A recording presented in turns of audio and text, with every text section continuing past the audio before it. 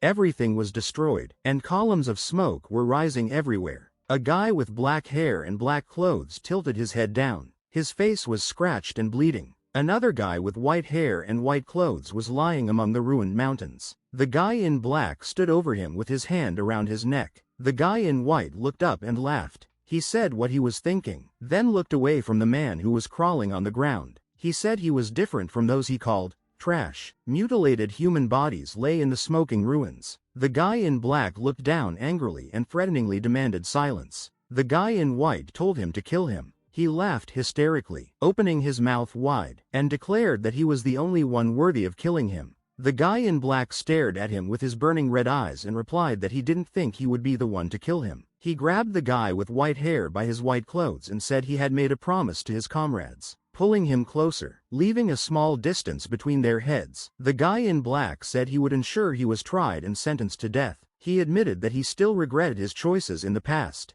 It began to rain in the ruins. The guy in black held the white-haired man and said that he should be punished by the law. He should have killed him then. After a while, there was a breaking news story. A girl with long black hair was talking about the guy in white, the worst villain. She reported that the villain Wang Sung-yun, who terrorized the world, had been convicted. The sound of the judge's gavel rang loudly. A short while later, at an unknown location, Yun was tied with strong straps to the booth. There were uniformed men standing around him with guns in their hands. Wang Sung-yun was sentenced to death. The newsgirl added that at that moment, Wang Sung-yun was wearing a force limiter and was being restrained. Wang looked forward with his blue eyes and smiled. It was reported that he was being held at Lucullus Prison, where the most heinous villains were kept. A large building with many glowing purple lights and guard posts surrounded the place. Wang's cell was in the basement of the 5th floor of Lucullus Prison. The guy in black was watching a newscast on a small television. A voice from the TV announced that a joint ceremony would be held for those who lost their lives fighting Wang Sung-yun. Several people appeared on the screen.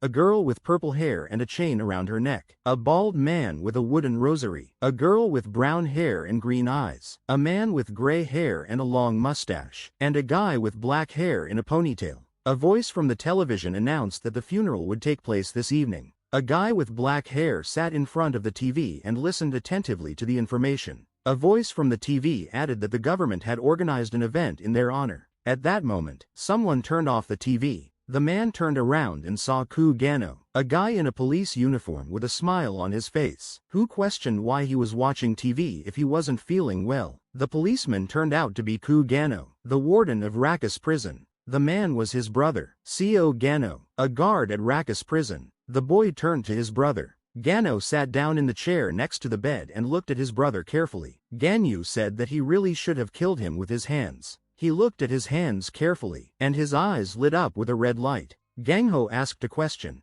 Hadn't Ganyu made promises to his comrades? Ganyu turned his head and looked at his brother. He remembered the words of the girl with long brown hair who stood before him with her arms folded across her chest. The girl with brown hair said that a hero's job is to save people, not kill them. She added that even though the villains were vile, they should still be tried by the law. This girl convinced him that villains are human beings too and have the right to a fair trial. Ganyu frowned and asked if they themselves would not perish if they adhered to such principles. The girl with brown hair asked him to promise that no matter what the circumstances, he would not kill people. Ganyu looked at her intently and remained silent. Presently, Gangho, sitting on the chair beside the bed, said that he agreed with what she said. Gano lowered his head and said that only the law can judge people. He added that, of course, the wardens are the ones who enforce this law. Gano moved closer to Gangyu and said that this information is classified, but Wang Sung-yun will be executed next week. Gano sat down next to Gangyu and said that he would also be involved. Gano said that as a hero he had fully accomplished his task.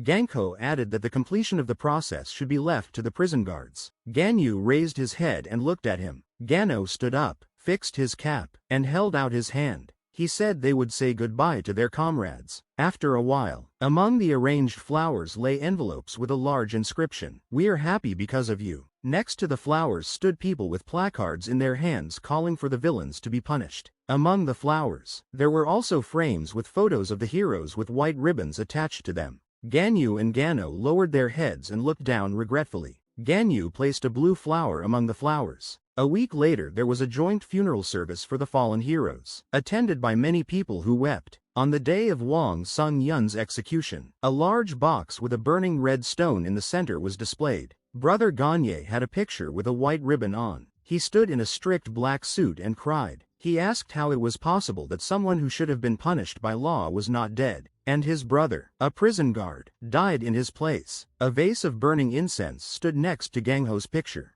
In the darkness, on the floor, next to a table with candles, flowers, and his brother's picture, Gangho sat alone. A voice sounded behind him, and he turned around. A girl with brown hair and wearing a police uniform entered the room. Behind her stood two large policemen. She said they hadn't seen each other for a long time. The girl, who turned out to be a guard at Rakus prison, introduced herself as Cho-kun. Cho-kun asked if they could talk for a while. Gangu looked up, and he saw her hand him a tablet with the video turned off on the screen. Gagne asked what it was. Jo-kun replied that it was a video of Wang Sung-yun's execution today. Ganyu turned on the video, and the screen showed the guards leading Wang Sung-yun bound with tight straps. The white-haired guy turned to the guard. Wang turned his head and turned to Gangho with a smile and said he looked a lot like Soy. Wang asked if they were brothers. Gangho stared at him silently, trying not to react to his provocations. Wang mockingly asked if he didn't have any powers, so he was working as a guard. He also asked which one of them was the eldest. Gano did not respond to these questions. Wang turned to him again. Wang asks the guard how he feels after he kills. Gano looked surprised and asked him what that meant, and the guy told him he was the warden. I mean, he's killed his own kind before. What it's like. Wang smiled and said he was disappointed. Gunho asked what he meant by disappointed. Wang continued his taunts, saying that they are all like soap bubbles and could burst at any moment. Gano looked at him. His eyes narrowed. He began to feel his anger rising. Wang continued his taunts, saying that they were all like soap bubbles and could burst at any moment. Gangho shouted angrily that even with the execution of people like Wang, he felt guilty. He stretched his finger toward the red button, remembering the nightmares he'd woken up to at night. At night he got up very often from nightmares. Of course he was terrified every time he got up. One of them said he was a killer like them. Images of the prisoners he had executed, their contorted faces, flashed through his mind. Wang noticed with a smile that Gangho was still working as a guard despite all this. Gangho gritted his teeth and said that someone had to do the job. He was just doing his duty as a guard. The guards began to lead Wang to the execution chair, and Gangho announced that the process would be completed. Wang was fastened to the chair with sturdy straps, and Gano pronounced that the sentence was death. The guards took their places behind the protective glass. Gunho took the microphone in his hands and asked if Wang wanted to say something before he died. Wang looked at him with crazy eyes and said he was ready to meet his destiny. Gano announced the start of the execution, and a countdown began on the screen.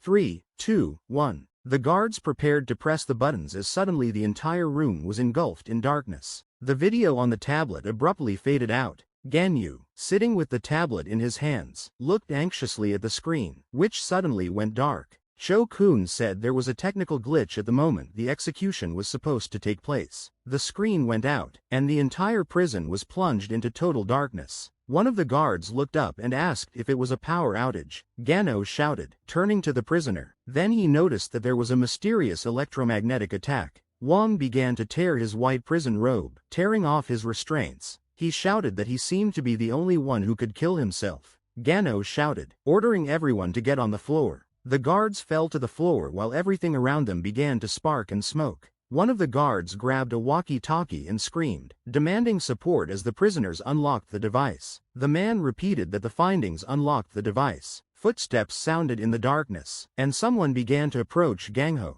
Wang, naked from his tattered robe, stepped out of the shadows with a broad smile. After that, the man's face started literally blistering like he was going to explode. Wang continued shouting as if enjoying the chaos around him and then said boom. Instantly the man literally exploded after that word. The man was extremely surprised. The guy said what he thought. He added that he was the older brother and asked if he was right. After that, as you might expect, the man became enraged and tried to attack his opponent. However, the man easily twisted his arm in an instant. The man instantly fell to his knees and screamed in pain. The guy kept asking him if he was right. The man began to reach for his baton. He stated that the guy should be brought to justice. At this time, the guy was looking at him with a smile on his face. The man shouted in rage that the man should obey the law and called him a fucking monster. After that, the guy simply ripped him to shreds. Then all that was left of the man was his cap and a bloody clot. Well, he thought he would have to ask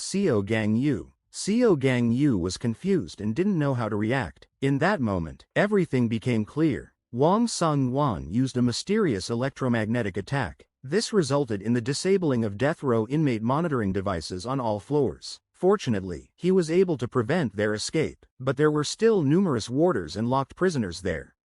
Gang Yu asked who was responsible for Amy. They were still investigating the case. She told Gang Yu that she was sorry and apologized for saying such a thing at his older brother's funeral. But she asked if he could end the uprising at Lucullus Prison. Gang Yu didn't hesitate and replied that of course he could. However, he had one condition. In that instant he looked at her with his burning red eyes. His comrade continued to speak. At this time there was chaos going on in the prison and everyone was yelling for the doors to be opened. Comrade said that the job of heroes is to save people, not kill them. His brother, the warden, said that only the law can judge people, and prison guards are the ones who enforces it. The prisoners didn't understand what was happening and why they couldn't get out quietly. A man walked into them, but no one could see his face. He asked to be allowed to enter Lucullus Prison not as a hero, and as a prison guard. The protagonist said he was glad to meet them, called them scum, and introduced himself as a warden named Gang Yu. Everyone was extremely frightened. They didn't understand why the hero was wearing a warden's uniform. However, it didn't matter to them because they were excited to meet the bastard. They declared that they would kill him, and immediately after these words they rushed upon him. They came closer and closer. Gang Yu prepared to launch an attack at this instant. He then attacked the first one at hand and literally punched a hole in it. After that, he scattered everyone else. In a few minutes many prisoners were killed. The others, gripped by fear, could not realize who was in front of them. The protagonist adjusted his clothes and grinned. He called them pieces of garbage and ordered them to listen to him carefully as he was henceforth acting under orders from the government. Starting on the first floor, the main structure of the prison began. Also present in the prison were cellars numbered 1, 2, 3, and 4, and on top of that, there was a basement at number 5. Gang Yu went on to say that he would take responsibility for the 5th basement. At this time, the guy with a smile on his face asked if he was here to fulfill his big brother's duties. He clarified whether that would mean execution. Everyone was extremely surprised to hear the word execution. They came in furious and screaming, asking what the fuck that meant. They called him a fucking bastard and asked if he was going to kill them. Gang Yu replied that after killing so many people, they still thought their deaths were unfair. However, they, he said, did not realize the magnitude of their crimes, considering them insignificant. Kalita, who committed 12 murders, claimed to have killed only a few people. Brooks, who had 7 kills to his credit, shouted that those killed could be counted on their fingers. Cade, accused of child abduction, sexual assault and murder, claimed that 5 fingers of one hand would be enough to count his victims. He reprimanded who Gang Yu thought he was to decide their fate and suggested that everyone contact a lawyer. After all, they are human beings just like him. At this moment, one guy with green hair was watching intently. It was Choi Gu-won, who had 8 murders and sexual assaults to his credit, and he noticed that things were getting noisier around him. While he was distracted by the other prisoners, the boy realized that he had to act. In an instant, he abruptly activated his strength, trying to get as close to Gang Yu as quickly as possible. Then, a blue glow appeared near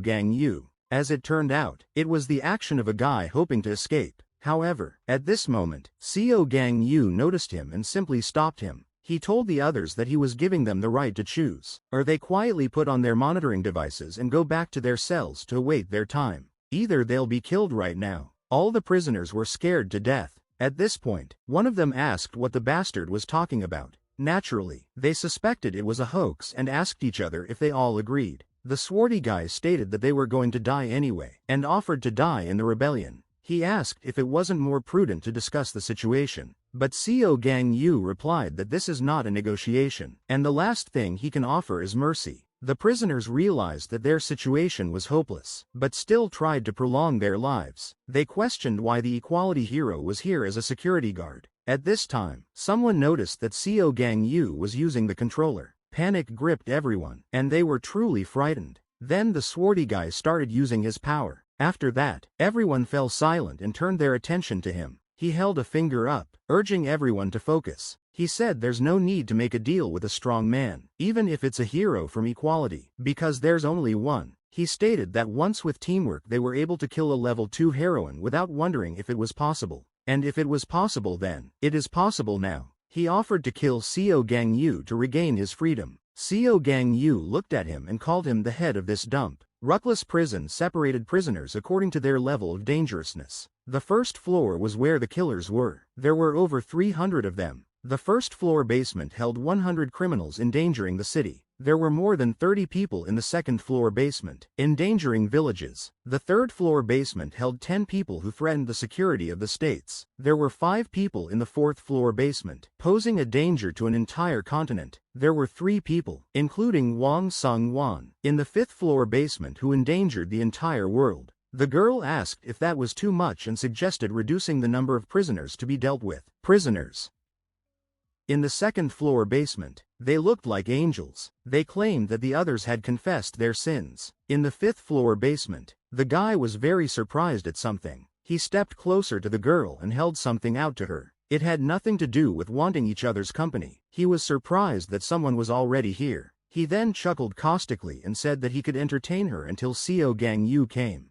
Be that as it may, the first floor was unique. Unity reigned there. She showed him the man. His name was Hallison, and he possessed a rice skill that empowered his comrades with the sound he made. The man said he attacked the hospital with 30 accomplices and killed 7 people along with second-tier heroine Hesa, totaling 8, but the man corrected him, saying it was actually 10. He laughed like a mental lunatic and said he killed 10 people and their heroine was pregnant with twins. Gangu looked at him with fury at this time. Then he turned to him. He thought he would have to use some force, and asked how strong this terma was. He was told that whatever he did, it would hold, and that was guaranteed. In that case, there's no point in him holding back. The man didn't realize what nonsense he was using. He didn't prove himself in any way by being a hero of equality, and Wang Sung-wan caught him using his comrades as bait, didn't he? Now they will send him to his own comrades. After that, the man began to use his ability. Everyone laughed. At that moment they realized they were getting stronger. One of them said he was overwhelmed with energy. The man was looking at Gangu caustically at this time. Then all abruptly became much stronger, and the man ordered them to attack.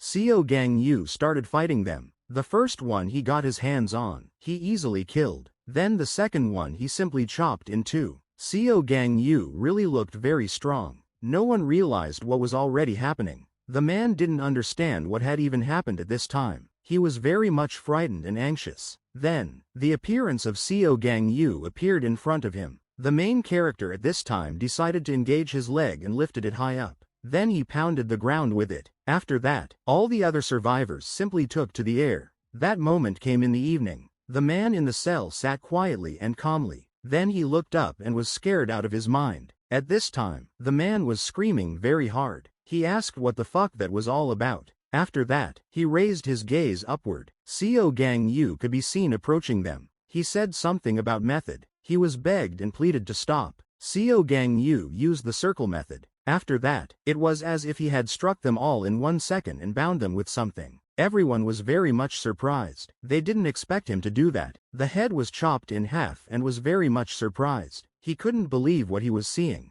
The hero stopped at this point and just turned around. After that, they were all killed by the protagonist. He said the first floor has been cleared. The reprisal was done. Everyone had been killed. Time to move on to the punishment cells. How many people died here? Dozens or hundreds? Gangu told the 2 men to choose. Put on the device or die. They were shocked at such a suggestion. The men couldn't stand it, called Gangu a son of a bitch, and sprang into action. But the main character easily killed him. There were 300 people on the first floor. The man's partner didn't expect to see this at all. After he saw what happened to his partner, he said he would do everything and take the device. He said the man was pulling forward. The man asked for the guy to hand it to him. Gangu looked at him at this moment. At this moment, his expression changed drastically. He started using his powers and called the guy a bastard. He then quickly attacked Gangu. He asked with a smile on his face if the protagonist thought he would obey him. One of the villains, who was captured by Tom, said,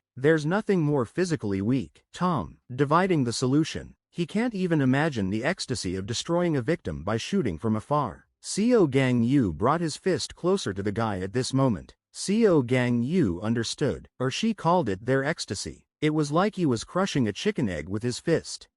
Gang Yu walked forward after he finished and pressed the button. After that, he went into the holding cell. Someone told him it was noisy outside. It's been 3 years. But he knew the guy would be back. He had been waiting for this one, waiting for a very long time, and he called him Gang Yu's hero. It was Chock-fil Do, an inmate in solitary confinement on the 15th floor. Cannibalism, dismemberment. He asked Gang Yu and forgot about him. He was sure the guy had changed jobs. When he suddenly felt uneasy, Gang Yu said, "Let him choose whether he dies today or not." Had he known they would meet, he wouldn't have grabbed him, as it turned out, and they didn't grab him, as it turned out. Gang Yu noticed something at this time. He noticed a pot with human remains inside. The man said it looked just great, and asked the hero if it did. He laughed like crazy and asked how the hero felt now, if he had the urge to kill someone. Gang Yu was simply furious. The man said he wouldn't do it anyway. Gang Yu came in full rage and declared that he would kill the man. But at that time someone called out to him. Of course, Gang Yu stopped abruptly. The girl told him not to do it. Gang Yu listened to him attentively. Let him think of his associates. Let him think of how disappointed they will be in him.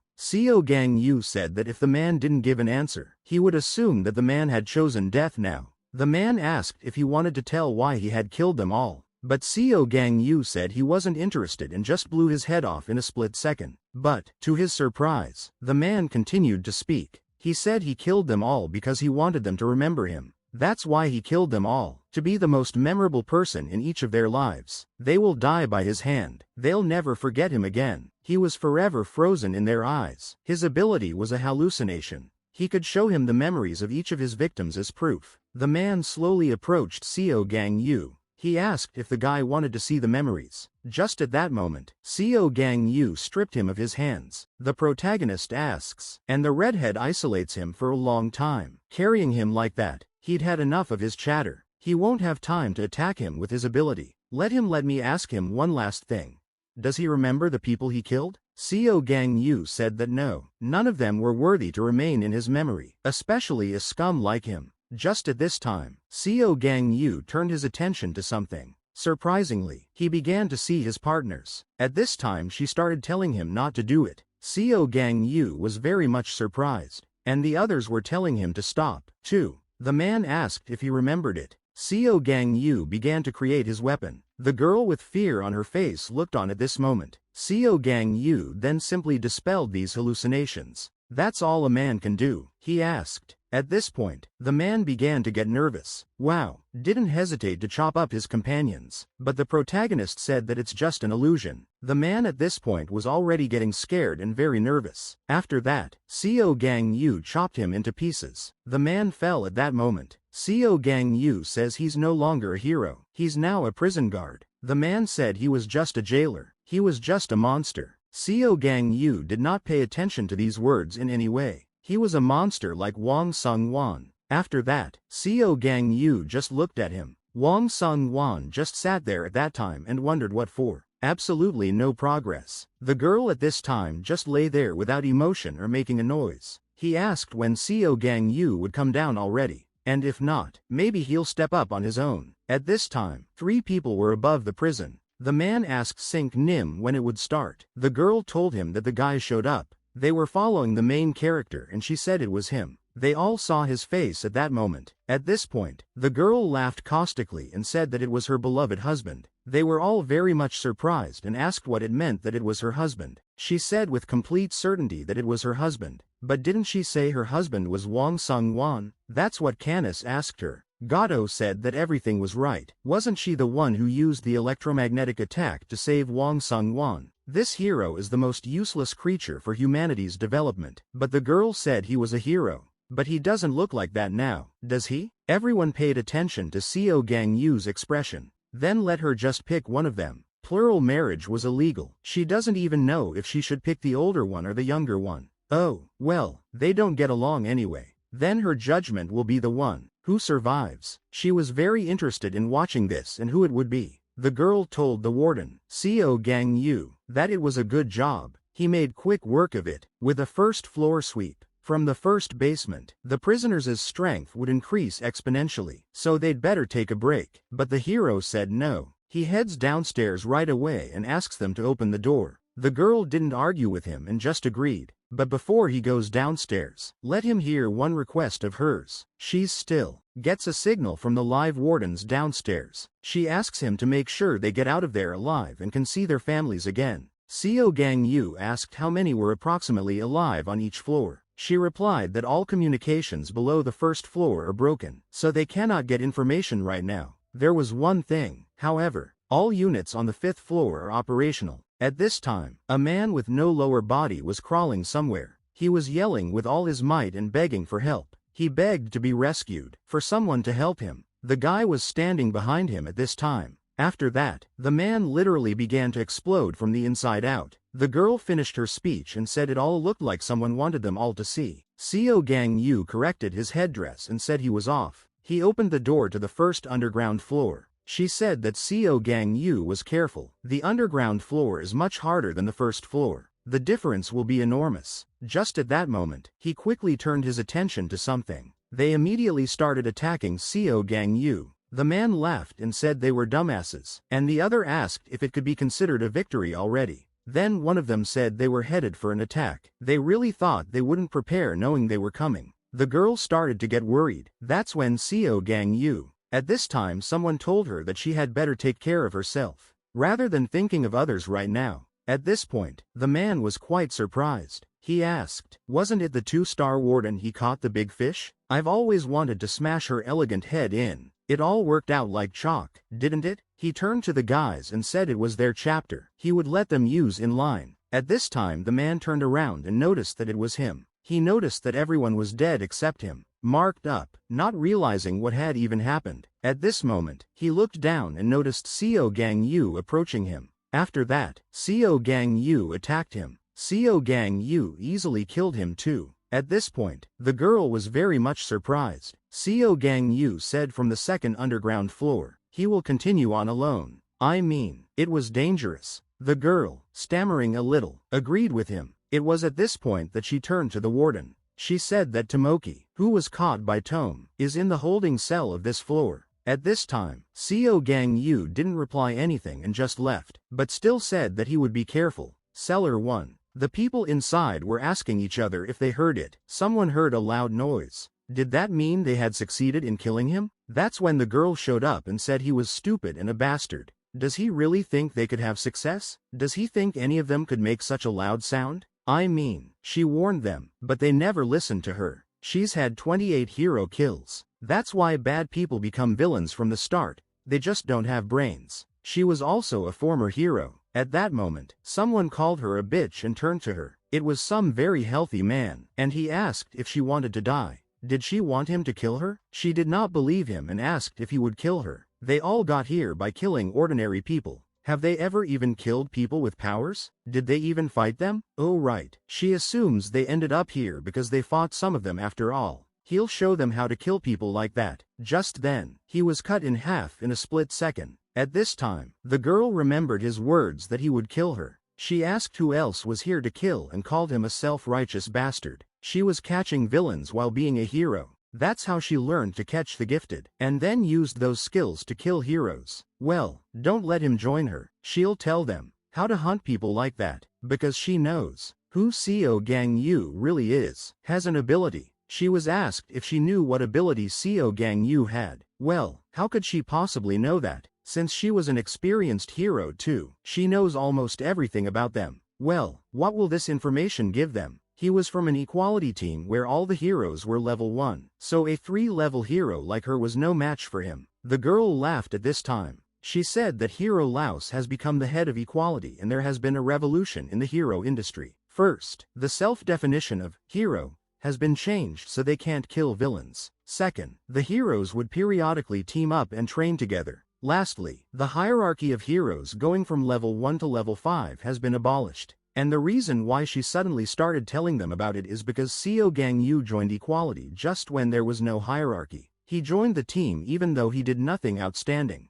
There were many rumors of corruption, that he was Laosa's secret lover. Come to think of it, he had never seen Gang Yu fight, had he? Even so, considering how fast he frequented, the first floor should have been at least a second-level hero with their level. But the girl interrupted him sharply and said that the first floor was all scum. They would be quite enough. It was Choi Mok Kong, who killed 1,738 people, and next to him was Hong Hiu, who killed as many as 1,983 people. She said they could all handle it. Kuriel, who had killed 2,270 people, and Midyuzok, who had killed 3,521 people, looked on at this time. She asked if they were sure. Speech, who had killed as many as 6,435 people, looked at her the same way. And she's not saying that Gang Yu was weak. He's definitely strong. However, she knows his weakness and is confident she can handle him. Speech asked if she knew his weakness. The girl asked where was their enthusiasm. Well, what was so special about it? Well, let them decide quickly, because he's getting closer. They abruptly started saying they were uniting.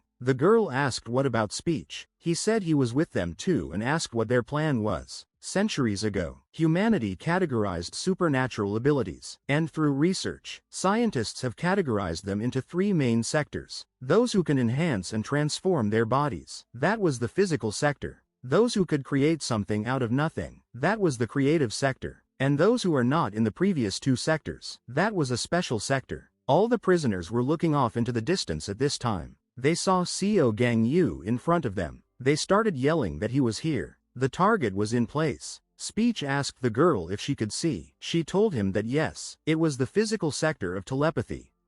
Gang Yu has an ability that is similar to hers. Gang Yu was looking into the distance at this time. The reason why Tomoki thought she had found Gang Yu's weakness was because she had watched him train as a hero. The KHR-12 training robot enters the dual practice mode. He enters battle mode. Gang Yu told them they could choose. Either they put on the monitoring devices or clean up on the spot. Right at this moment, a flash of some sort could be seen to the right of Gang Yu. The protagonist, surprisingly, didn't duck at all during this time. The girl mentally asked him, does he never shy away? Tomoki used the rigid prison door as a cover. Special and constructive skills were applied to attack. That's when they all took to toking him together. Like she said, he just takes all the damage. But Tomoki barely realized that the reason why Gang Yu was avoiding damage was because he simply didn't think it was necessary to do so. That he just didn't see fit to do it. That's why she added another variable. Gang Yu was actually dodging without doing anything at this moment. It was because of this that the girl added another variable to long-range attacks. Gang Yu was standing at this moment and watching them. Some guy said the fix was complete. As it turned out, there was an ability control device around Gang Yu's neck at this moment. That's what she said, and the security enclosure was approached to collect the control devices. But they're designed for the first floor. They'll work, that's for sure. Don't let them worry. They can put a few on him, as they are meant for the first floor. 10 of these will suffice for a second-level hero, and first-level heroes need about 15 to seal their abilities. Millipin will be able to attach them with his ability while the heroes are in actual range. This guy killed 2,421 people. He was in a special sector. His ability is to control the movement of objects, which is just in case. She suggested putting 30 devices on it. Everyone was cheerful, saying that it had worked and now the guy was finished. However, the girl made 3 mistakes in her plan. First mistake, Gang Yu's strength. All the judges were looking at Gang Yu at this moment. He then easily tore them apart, his strength far surpassing the first level. One of the men was greatly surprised. Speech said that all control devices had been destroyed. The girl didn't understand how this had even happened. At this point, only someone's scream could be heard because of the very intense pain. One of the men said the main character was a freak and they go to plan B. At this point, the girl started yelling for everyone to go to plan B. At this time, someone told Gang Yu to keep still. Just then, some other warden was about to be killed. The man said that if Gang Yu moved, the warden would die. If he wants to save him. Just at this moment, Gang Yu struck them all with a single flick of his fingers. They all clearly didn't expect such a drastic turn of events. The warden was greatly surprised. This was just the girl's second mistake. It was Gang Yu's ability. His abilities don't just apply to the physical sector. No one would have thought he had that ability. Gang Wu's abilities also belong to the special sector. And finally, the third and final mistake. What do they do now if the control devices didn't work? At that time someone approached him. The man was telling them to lock down the control devices, in the name of salvation. Without finishing his sentence, the protagonist spotted him and attacked him. The third mistake is that it's useless to make any plans against someone on whom such strategies don't work. Gang Wu continued to attack them all at once. It's useless to make any plans against someone for whom such strategies don't work. Gang Wu said that they were already late. At this time the man was highly agitated. Speech looked at Gang Wu with horror in his eyes. The girl said it couldn't be. It just didn't make sense. Let her say something. I shouldn't have believed this shit anymore. Why didn't the control devices work? I mean, they used 30 grand. He'll destroy all devices if they want to survive. But let him shut up. At this point, the girl said in a rage that the guy simply shut up. She called him a son of a bitch. Why is he even raising his voice? He thinks she's his equal since they've been prisoners in the same place all this time. Such a bunch of devices would definitely be enough to seal the abilities of a first-level hero. How could he destroy them all if he's so strong? Then why didn't he fight in the front lines? It doesn't make any fucking sense. Just then the girl turned her attention to something and noticed the warden beside her. The man at the time was screaming and asking for someone to help him. The girl at this time was ready to kill him. Well, just as she was swinging, someone took her arm off. She was greatly surprised and looked at her hand at the same time. Just at that time, Gang Wu appeared behind her. He turned to her. He called her Tomoki's hero at first, but then corrected himself and said more correctly, Tomoki's death row inmate. Does she have one last thing to say? At this time she didn't say anything or send him away. Let them get this shit over with. Gang Wu asked the crop if he had everything he wanted to say. The girl asked if it was true that he was the only surviving member of Equality. Gang Wu said that everything was right. She laughed and said she understood, and asked if it turns out Tomo was dead too. Gang Wu fell silent at this moment. She laughed again and said it was clear to her since she was gone. That's why she'd told her to quit being a hero. Her little sister was such a fool. She asked, do the other characters know about how he killed people, even as a member of Equality? Does he have any idea how hard Laos worked to change the hero industry? But thanks to him, everything's back to normal. I think she's sad to see it from heaven.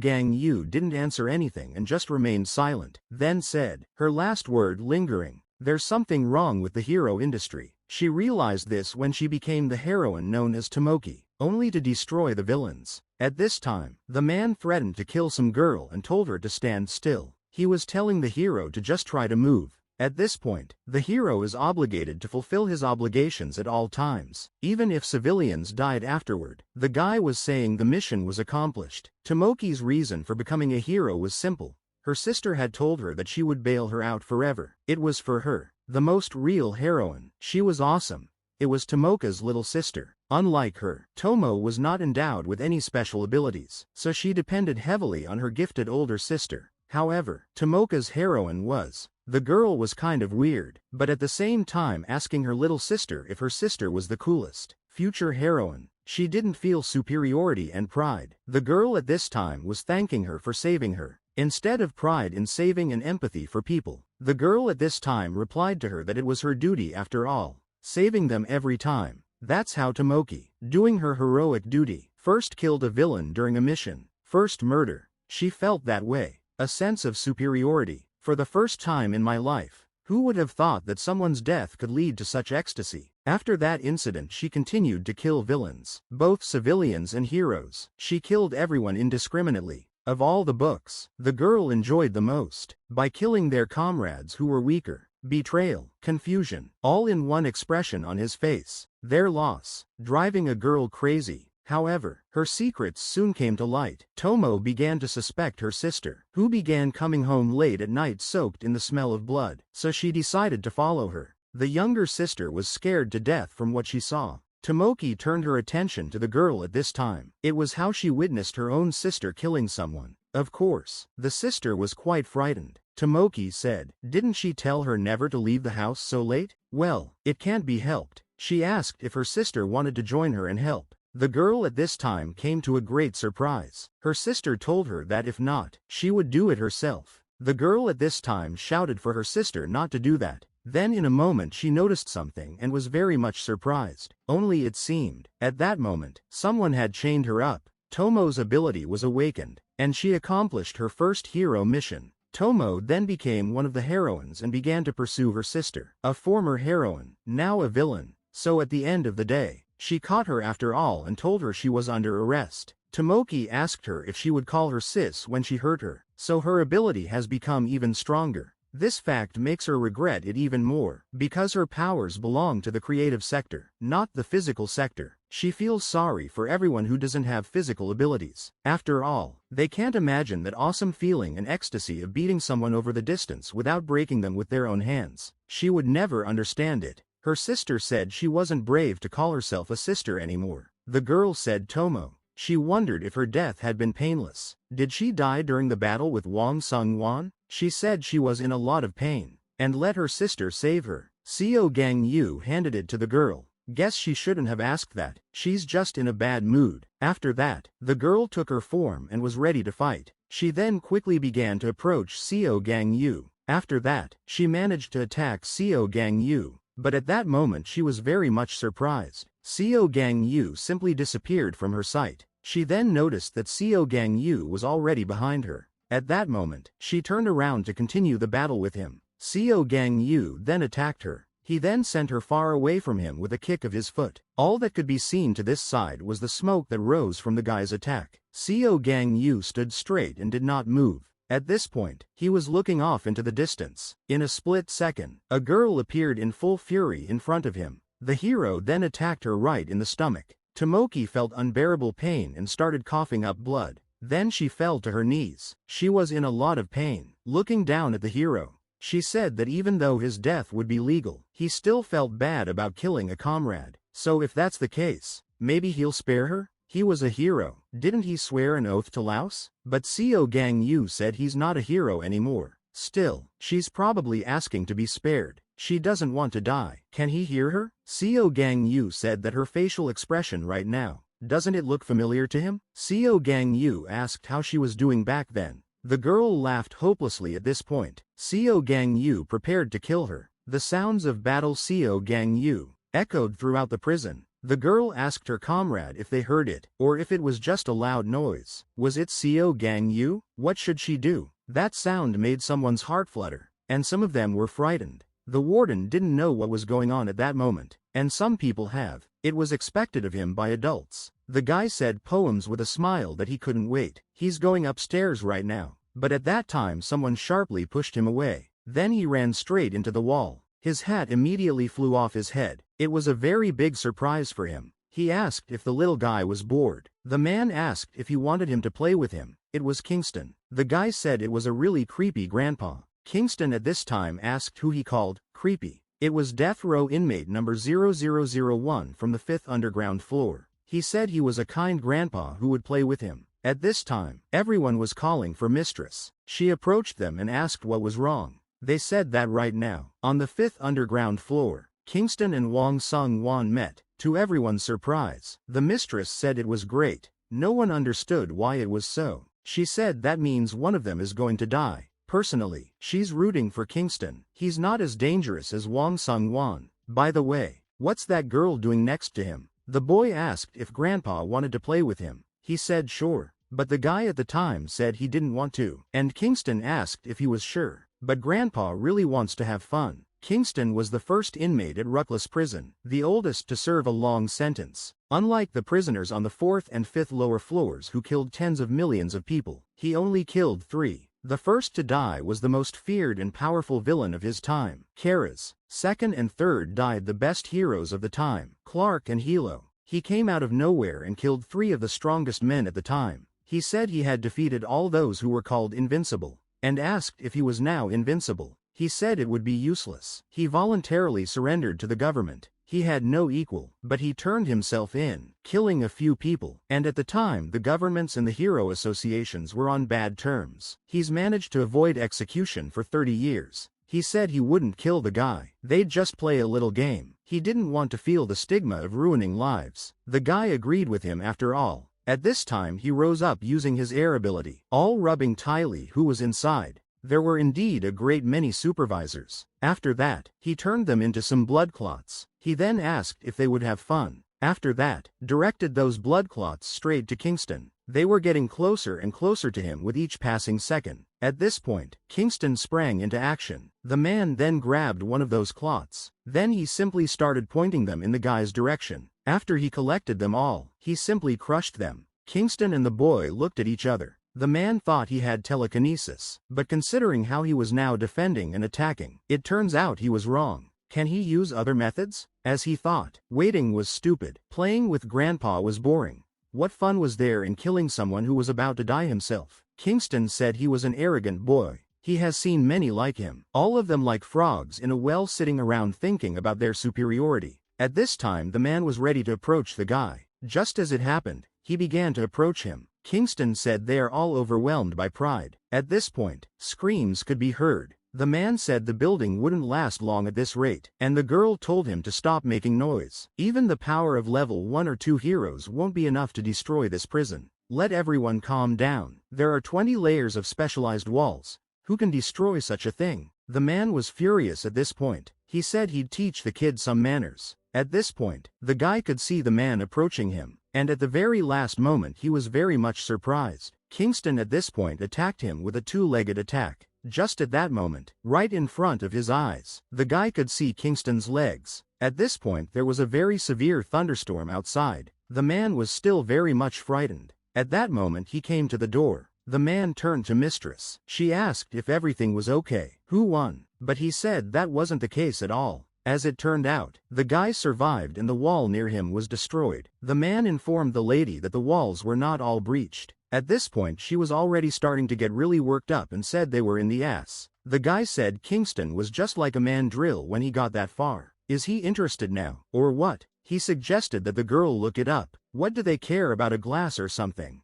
That's when the girl said she thought chatting with her would be much more interesting. At this point, Mistress and the men were very much surprised. The guy asked who she even was. Let him talk to her and find out. The girl didn't understand how this girl ended up on the top floor. She said first. She pointed her finger at the camera and said they'd get rid of it. At that point, the camera faded out. The girl was furious, unable to understand what had begun to happen. At this time, CO Kang Woo was standing in front of the doors. He turned to the commander-in-chief and said that the mission on the first of the underground floors had been completed. He asked for the door to the second floor to be opened. At this time she told him to wait a little while. CO Kang Woo didn't understand what was wrong. He asked her directly what was wrong. At this point, all he heard was silence. He said that maybe the connection was lost because, at this point, he began to open this gate himself with his hands. He assumed that the connection was lost because he had gone lower, as opposed to the ground floor and the first subterranean floor, where he smelled blood before he even entered.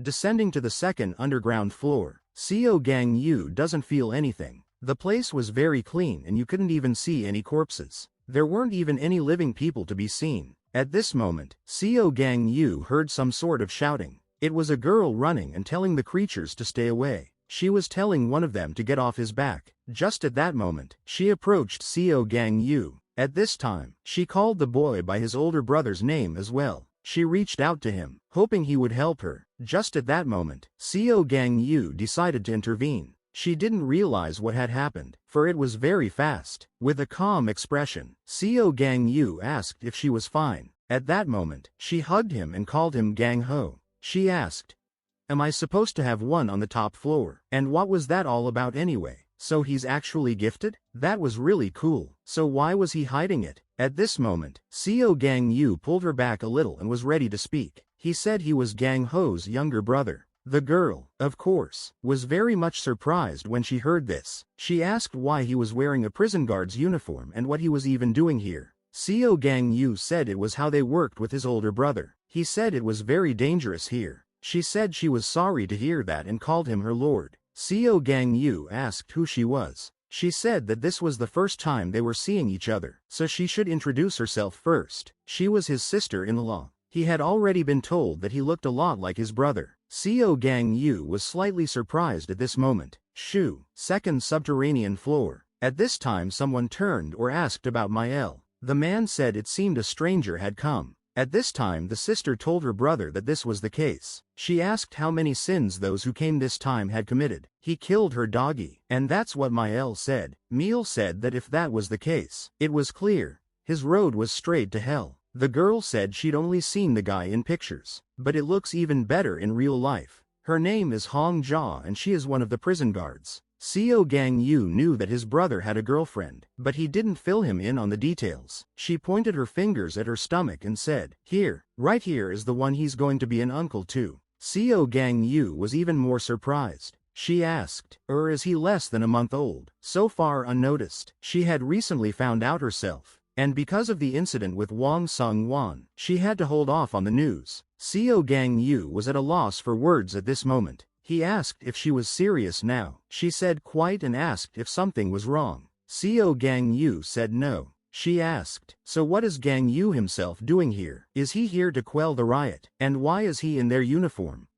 Gang Yu said that he was appointed as a prison warden for the purpose of executing prisoners. Prison Ruckus girl was very much surprised by this. So he's here as an executioner. But why him? Is this really an order from the woman in charge?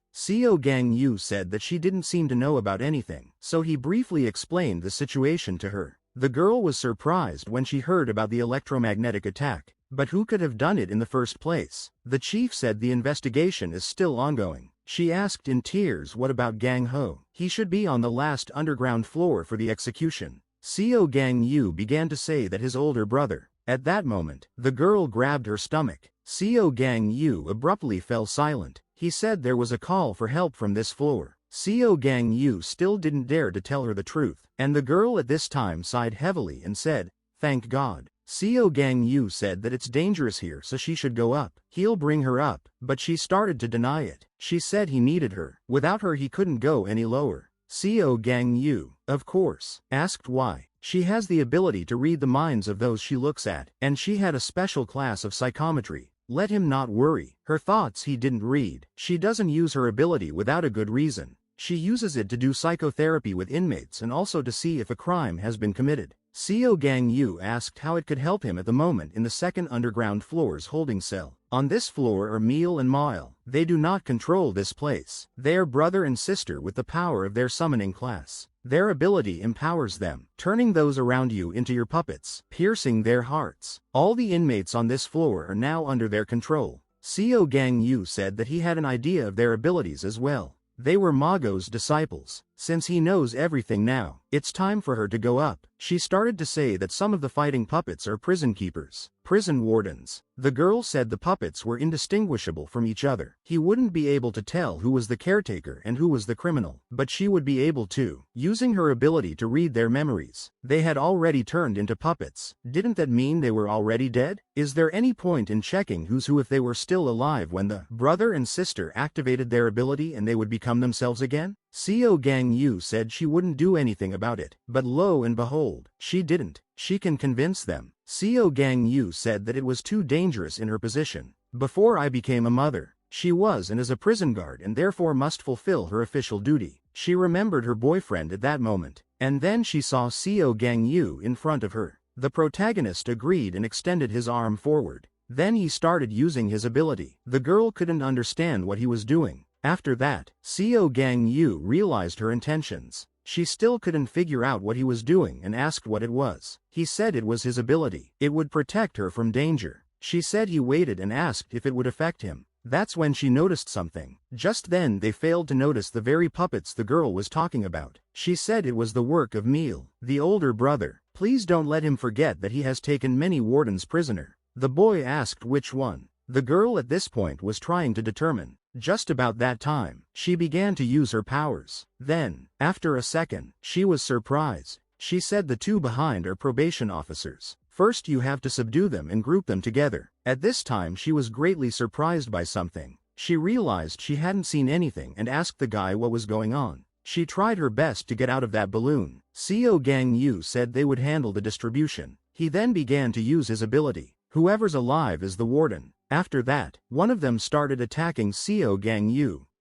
Gang Yu easily dealt with him. He decided to do the distribution. Whoever was dead was a prisoner. It was simple. Then he began to fight them simultaneously. Gangu didn't stop for a second and fought them until the end. At this time, Gangu had already finished. His brother and sister watched him. The sister told her brother about that stranger. She asked, or did he think the guy was stronger than the teacher? And also that woman. At this point, the brother simply fell silent. She hugged him and said she was scared, but he, like a true big brother, told her not to worry. He can't kill them that easily. Gangu, of course, was determined to go all the way. The girl was screaming very hard at this time. She couldn't understand why or why not he had locked her out, the main thing, and wondered if he had scared her with it. He should have warned her and apologized. How did he manage that at all? He said he grouped the wardens separately and massacred the prisoners. She couldn't understand what she meant by straightened. But wasn't the execution apparatus on the top floor? Gangu said he executed them with his own hands. So he means to say that he finished them off by himself? Gangu asked what was wrong, but also asked who authorized such a thing. Gangu said he suggested it. She asked in surprise that her own boss had given her consent. He answered her positively. The girl was quite surprised at what she heard. She asked angrily what they were up to. Gangu didn't understand why her expression changed drastically. She asked how he could have done that in the first place. The protagonist said he just did what he had to do. So what was the problem? But that was completely wrong. After all, the warden is not supposed to kill prisoners. Their job is to help them reform. Gangu tells her to stop. He's tired of these stereotypes. The hero's job is to save people, not kill them.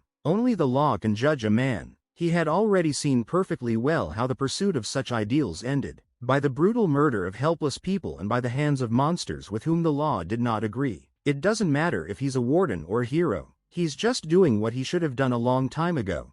Execute the creatures who have lost their last shred of humanity. The girl was scared away from the guy at this time. She said they were still human. After all, Gangu turned to her at this time. He asked how she could believe that and call them human. Here, from the second underground to the deep fifth floor, are the criminals that have killed hundreds of thousands of innocent people. They all deserve to die. The topic of the death penalty has come up more than once in the past, and there have been cases where people have been killed by mistake. However, after the emergence of people with abilities, there have been no more such cases. She knows that, right? But each of them has a story to tell. The main character asked what a story means. She said, especially Meal and Miles. Gangu turned to Jia and said that everyone in this world has a story. Didn't the people they killed have one? At the end of the day, they died anyway, whether at his hands or by his order. Isn't the difference obvious? But the death penalty is the same as a massacre. Gangu said he'd had enough. Make her stop it. He offered to end it there. If she continued, he would send her to the top floor. He'll deal with it as he sees fit. But after this conversation, will they continue on their way? Then they saw the puppets again, but this time they were some more sinister. The main character asked which one was the warden. The girl said 3 at the end. Gangu understood. The girl looked at the guy with disdain at this moment. She said that Gang Ho will be very upset when he finds out. Gangu immediately remembered his brother's death. After that, it was accepted to be forged.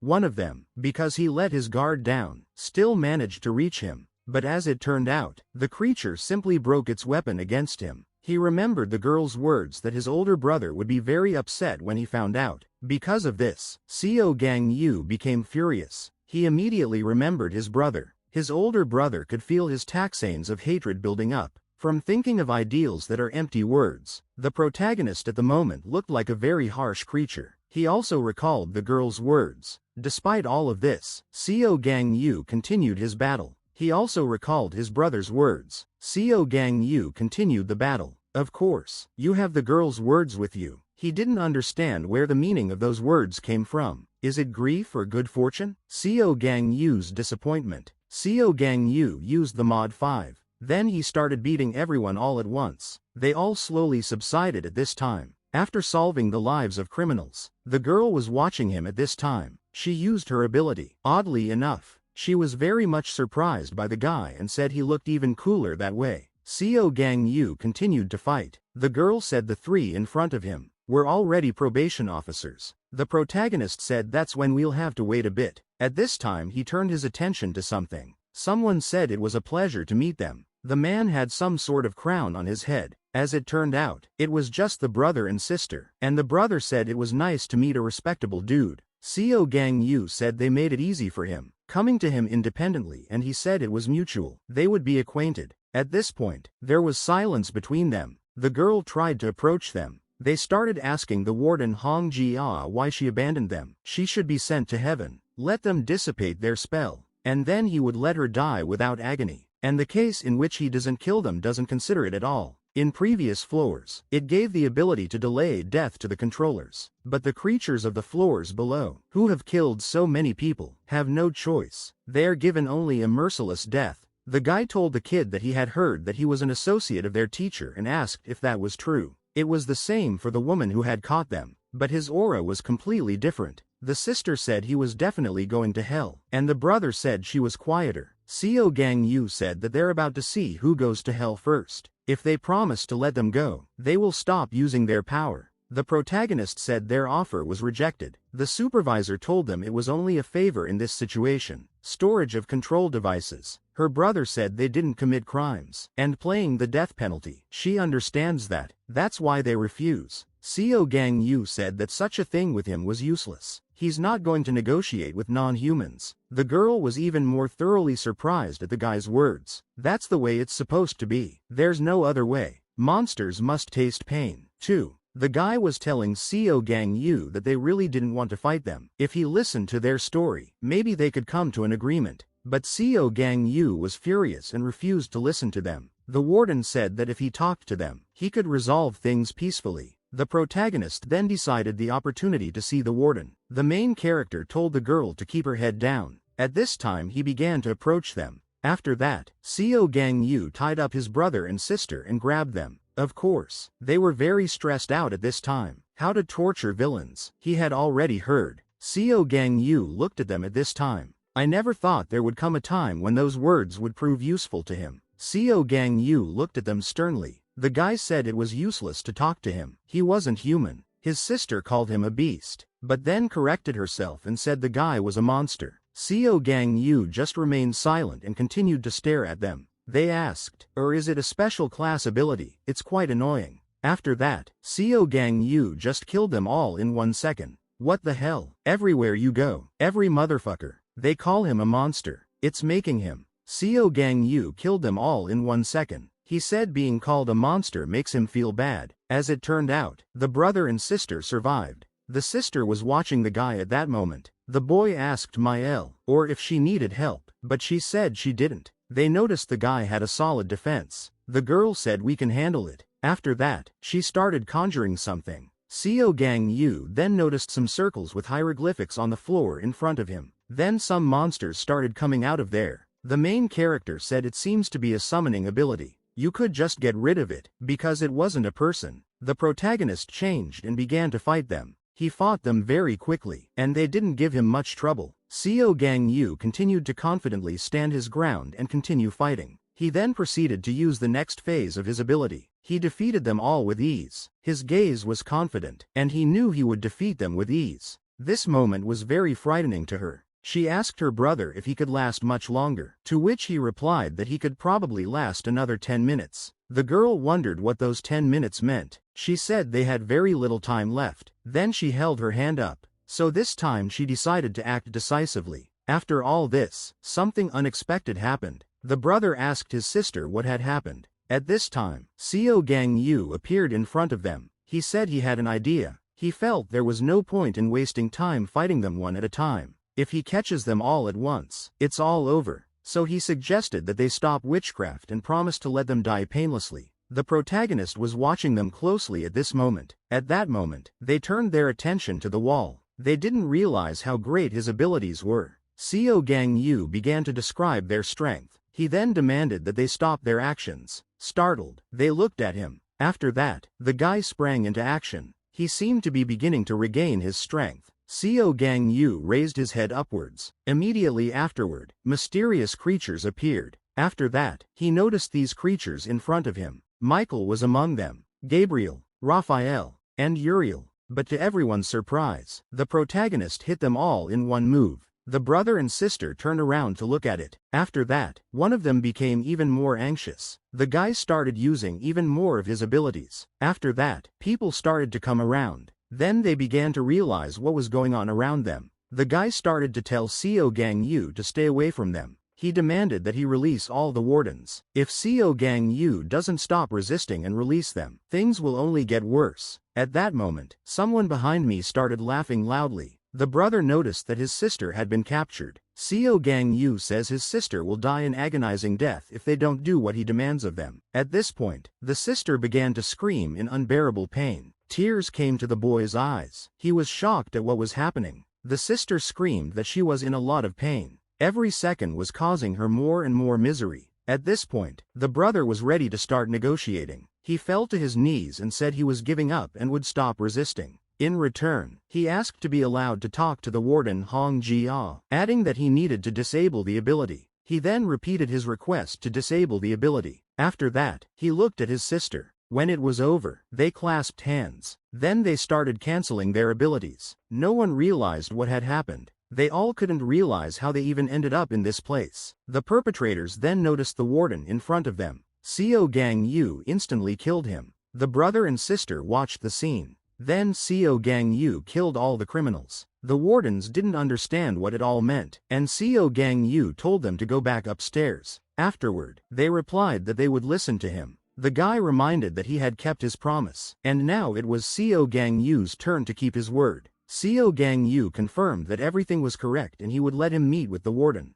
But first he added one condition. Gangu suggested a change of venue, explaining that a pregnant girl shouldn't see something like that. At this point, the girl was breathing heavily. She asked what had happened, and Gangu replied that the case had been finalized. The enchantment was lifted, the wardens were rescued, and the girl asked what was wrong with her brother and sister. He indicated that they were close by. They wanted to talk to her before they died. The girl said that the kids could just put the controllers on, but Gangu demanded not to make him repeat himself. He began by talking about the second underground floor where he personally executed monsters that had killed thousands of people. The warden at this point was horrified. The guy asked the warden if they had done something they should die for. He claimed they did nothing, which is punishable by death, and asked for at least some response. The girl was silent and the protagonist asked her to hurry up. She said they didn't do anything to deserve death. At this point they were scared and crying. The girl was having a hard time with this conversation, too. She couldn't find the words. Gangu asked if she had anything to add. When he heard the silence, he said in that case, he'll keep his promise. It was time for the execution. The guy started begging to be spared, asking to be merciful to them. The sister called out to her brother, hoping for help. Gangu couldn't stop anything, and he continued to attack. However, after his attack, Gangu noticed something strange. Mago appeared in front of him and protected the children. Gangu immediately thought of equality. The children were happy to see their teacher. Gangu was greatly surprised. The man then looked at him and asked what was going on here. There was dead silence. Gangu didn't understand how this even happened. He wondered if it was their ability to summon hallucinations, or the criminals from the second underground floor couldn't create a similar barrier. He was sure it was Mago's abilities, but then he didn't understand why he was protecting them. Though, in his opinion, it still didn't change anything. Gangu intended to kill them. After that, he attempted to break the barrier. But at this point, the man sprang into action. Gangu didn't understand what exactly this old man had done. Despite all this, the man defended his charges. Gangu tried to break through his abilities. The man continued to protect the children. Gangu, I couldn't shake the disgusting feeling. Breaking down Mago's many defenses. Gangu recalled fighting alongside him. The man was calm at this point. The boy wondered how the old man didn't get tired, and the man laughed and said it was a good sight. A guy asked a girl if they would have a baby if they got married. The girl did not understand what he had just said about getting married. She resented that he didn't like being faithful, and he asked when he had ever cheated in the first place. At that moment, someone turned to him. The man suggested they stop arguing and have some fun together. At this point, they started having fun with the kids. Gangu sat aside from everyone in surprise. A man approached him and asked him if he liked children. Gangu replied that it's not that, he just doesn't know how to communicate with them. He explained that his parents died when he was very young and he was left with only an older brother. At that moment a realization came to the man. To defuse the situation, he apologized. He then looked at Gang Woo, who looked away. Afterward, the man turned to him with a smile. The man said he could act like a child with him. The protagonist was greatly surprised. The man laughed and said it was a joke, but he didn't expect Gang Woo to react like that. However, he added that if things get tough, he might do so. Gang Woo replied that he would probably say no. At this moment, Gang Woo looked at his comrades. All of them were either dead or on the verge of death. Gang Woo couldn't believe what was happening. Blood spurted from his eyes at that moment. Then he was approached by someone. It was a man who said it was okay. He repeated it and added that everything would be fine. And so, with the last shield left, Gang Woo was determined to break it. The sister was unconscious at this point. Then the man raised his hands. With an understanding look, he looked at Gang Woo. Gang Woo looked at him without emotion. At this moment, Gang Woo turned to the female warden. He asked her if she could read memories and abilities. Gang Woo asked her to read about it. He needed to know why the old man had created this. She asked what exactly he meant. She said it was Mago's memories and abilities. Gang Woo remarked that it looked annoying, but she disagreed, saying that they were cute. Gang Woo asked why all of this was directed at them. She replied that the skill was imposed on purpose. He didn't do it on purpose, just in case. He repeated it again. Whatever her association with the criminals, the fact of their death penalty remains unchanged. The children at this point were trembling with fear while in the man's arms. The girl said she understood. After that, she added that same time. At this point, the scene changed and the action moved to some kind of court. As it turned out, it wasn't a trial at all, but an auction. Someone had announced the start of bidding for people with special talents. The man was behind bars at the time. It was Hell, Meal and Mile. They were only 6 years old. Bidding by people with special talents took place at an auction hidden beneath a ruined earth in a post-apocalyptic world. This auction was for people with VIP status who collect such talents. The brother and sister were sold there by their own father. People with special talents were in high demand, especially those who could change their shape. However, those with the summoning ability sold worse than the rest. No one wanted to buy them because they hid undiscovered abilities. They were waiting for their fate to be decided. At this point they were told to get out as their customer had shown up. The man said it was the same little ones that summoned the angel and demons. He asked the woman if she had a reason why she wanted to purchase them, in case she decided to take them back. She replied that she was just curious. She was curious to know what would happen if you crossed an angel with a demon. The brother and sister were surprised at this point. They're too young to understand, but things become clearer as time goes on. At that moment, she turned her attention to the ceiling. The earthquake started. After that, there was a massive explosion right above their heads. This explosion happened in the heart of the city. After the explosion, there was nothing left alive around. As it turned out, the girl and the man survived because of their abilities. The man asked what it was. At this point, the brother asked his sister if she was okay. None of them realized what was going on. Then they heard someone's laughter. As it turned out, it was Marco. He smiled broadly and said it was magic. Lipus, the summoning ability, was Marco's assistant. She asked what the lesson was and how to repeat it. The man said she could do it if she practiced hard. He added that imagination is very important for the successful use of summoning abilities. But he was in a hurry. He asked if she had honored his request. She replied that she had. Everyone present at the auction was transferred and the prisoners were released. The man asked if they would continue the lesson, though it was hard to call it a lesson. How can you release such huge meteors? At that moment, someone apologized and addressed them. As it turned out, they were a brother and sister. They asked if they could be taken away too. They have the summoning ability too, and they wield it. The girl started wagging her head, claiming that the teacher had promised that she would be his only student. He had said no such thing, though. The man asked if they would show him their skills. At that moment, an angel and a demon appeared in front of them. It's odd that kids have this skill working at their age. Usually at that age they create toys or pets. These children interested the man. The man told them to follow him and promised to tell them about magic. For 3 years, Marco has been teaching Meal and Mile how to control their powers. The most important thing about their powers is imagination. The images they had visualized in their heads were becoming reality. Miel most often materialized the image of her mother who protected them as a child. Mael's ability to summon demons was influenced by his father who bullied them. If they learn to see the world more broadly, they will be free to own their abilities, though their preferences mattered too.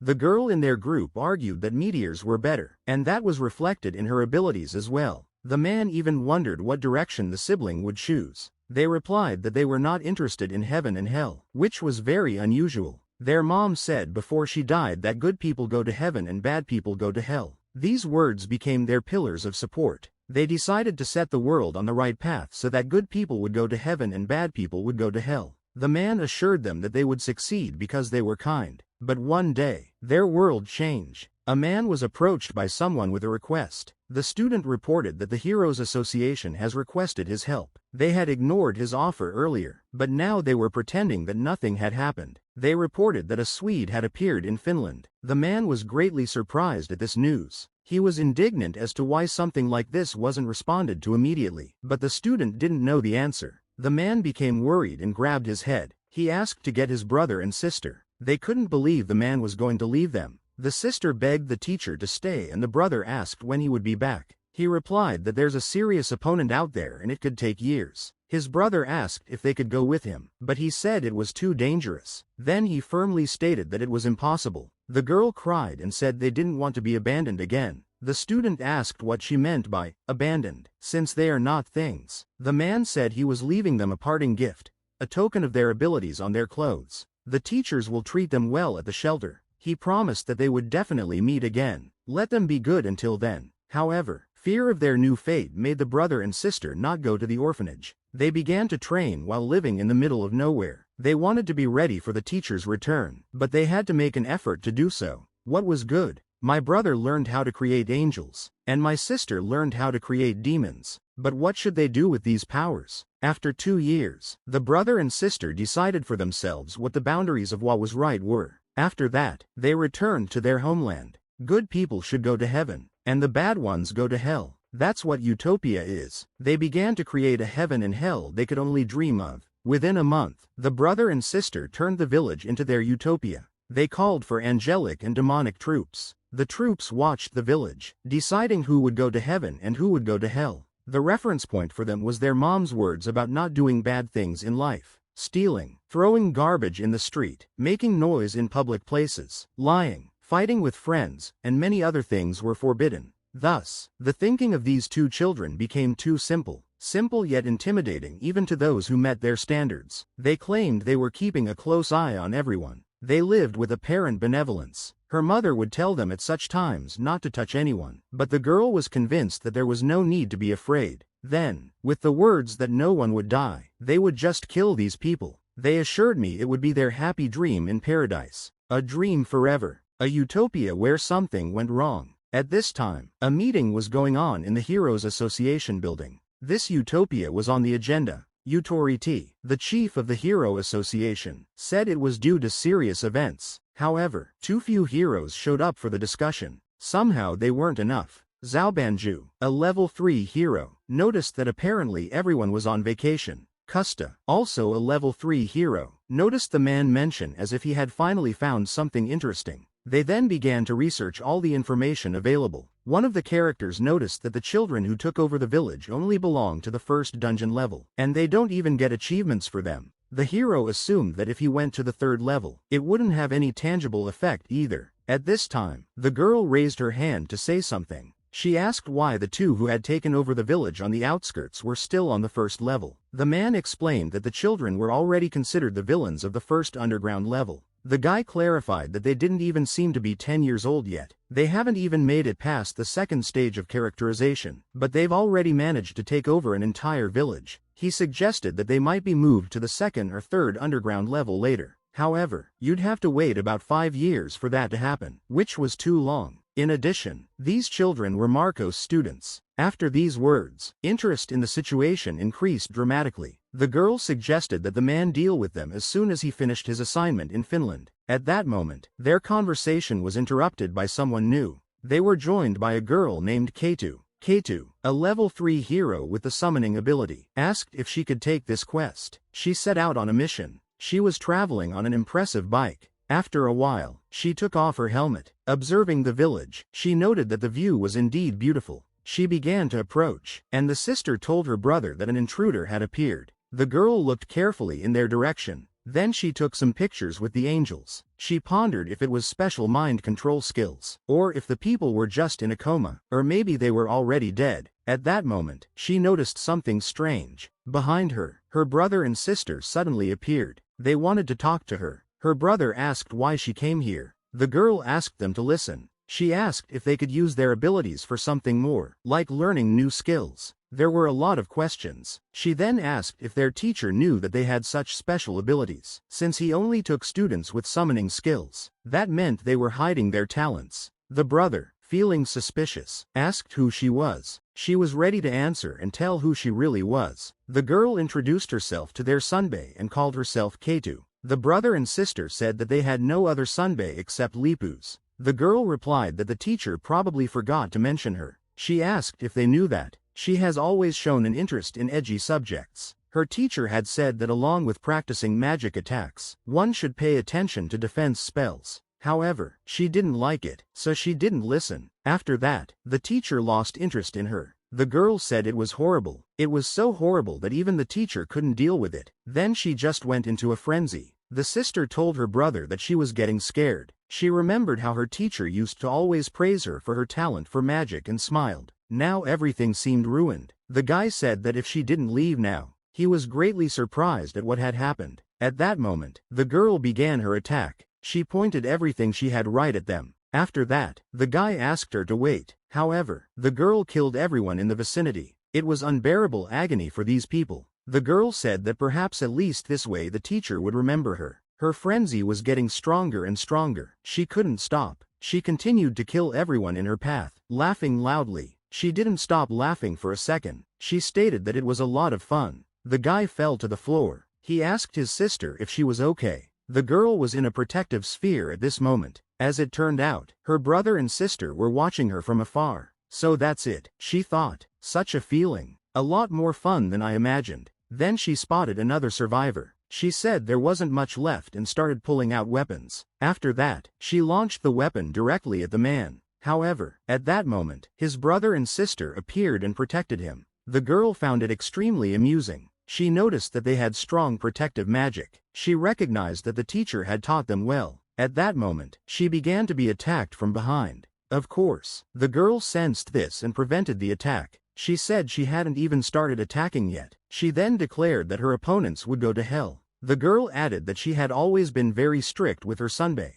She had long wanted to use her skills in a crowded place. However, she realized that no matter who the hero she was, she would be captured immediately. So she kept quiet until she had a chance to fulfill her wish. For this she thanked them. It seemed now that she would be able to fulfill the call. At this time, the girl prepared to carry out what she had planned. The brother and sister were expecting something incredible. Then Keitu started screaming very loudly. Then she summoned a huge clerical knife. After that, he appeared in the sky. She said it worked out, because the most important thing in draft ability is imagination. The experience she had gained from destroying a lot of people caused her fantasies to run wild. Her skills became much stronger, and she could now create majestic things that she couldn't before. That knife was incredibly huge. She thought it was cool. And for all that, she thanked the two of them. After that, she said goodbye to them. But at that moment, something went wrong and she was literally eaten by someone. It turned out to be a creature that belonged to his sister. That's exactly what happened to Mael once upon a time.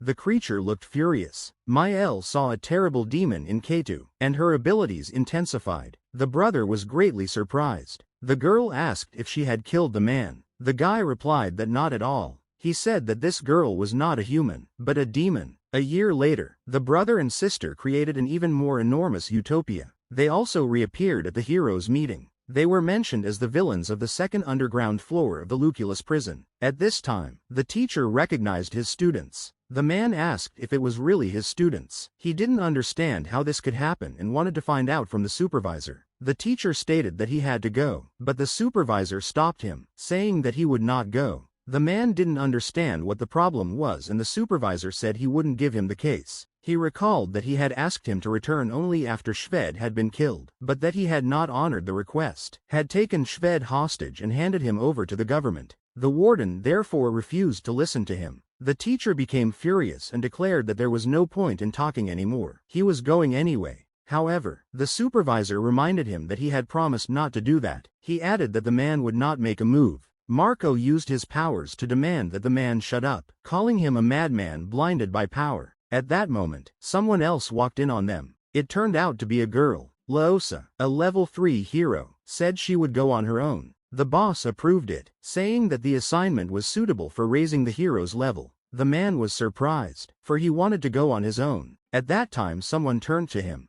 The man was greatly surprised. The girl began to approach him. He looked at her intently, with an understanding look. She asked me to trust it to her. At this point the guy turned to his sister. He reported that they had an outsider. They began to get very worried. He wondered how many sins this girl had committed, how many sins she had accumulated throughout her life. At that moment, the girl looked directly at them. She continued to walk through the city. Then 3 people appeared in front of her. She realized that these were the heroes who had been sent here before, and they were still alive. At this time they began to climb even higher. Soon her brother and sister appeared and asked who she was and why she had come. The girl said she was a Laotian hero and had come to take them away. Is it her again or what? They didn't really listen to her and immediately started using their abilities. They were ready for anything. The girl said she left immediately. If she didn't leave, she would go to hell. Surprisingly, the girl quickly agreed. She said she would leave, but only to take them with her. She offered to go there together. Afterward, the brother and sister sat on their knees in front of the girl. She moved closer to them. She said they have a kind nature. There is no hostility in their speech. She was sorry. If they had misbehaved, this wouldn't have happened to begin with. Is it strange? Is it not true? Do they not think they are doing justice and that many want to prevent them? When she started to approach, they started asking her not to do it, but she replied that they shouldn't be scared because she wouldn't hurt them. Then the girl said that they are doing wrong things. Their teacher is also watching them. They were very much surprised and heard about their teacher. Then they started asking if he was back, but the guy told his sister not to believe it, because it was a lie. Laos said she was telling the truth. Afterward, he held out his hand to him. She said they would first remove the spell and return to the teacher. At this time, it felt as if they really believed her, even though they didn't know her particularly. The brother and sister felt unknown heat from Laos. Then the 3 of them went into a pile. The sun was shining brightly at this time. The girl said she knew it, that he would come for her. The children then ran up to the teacher. The kid immediately told the teacher that they actually had special abilities. Their mom told them to hide them from the rest of the class. And he asked, since he only takes students with summoning ability. They apologized for gathering.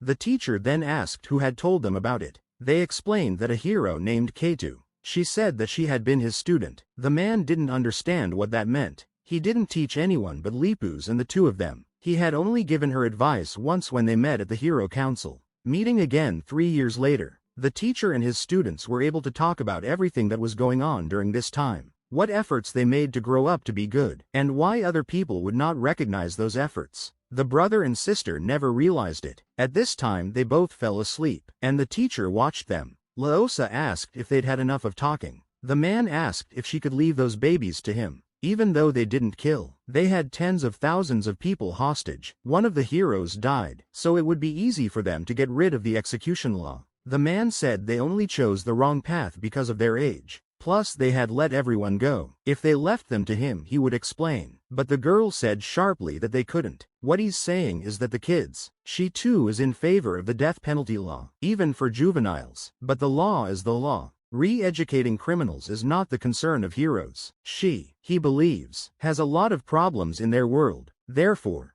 doesn't he want to join her? The man didn't understand what this had to do with children. At this point, the girl began to speak. Laosa said confidently that she will change the world. Once again, she said she had one condition. Marco asked that they allow these children to use their skills so they wouldn't die before adulthood. The girl agreed with him. He said that until that time, they would not be killed, no matter who attacked them, as long as they changed the world.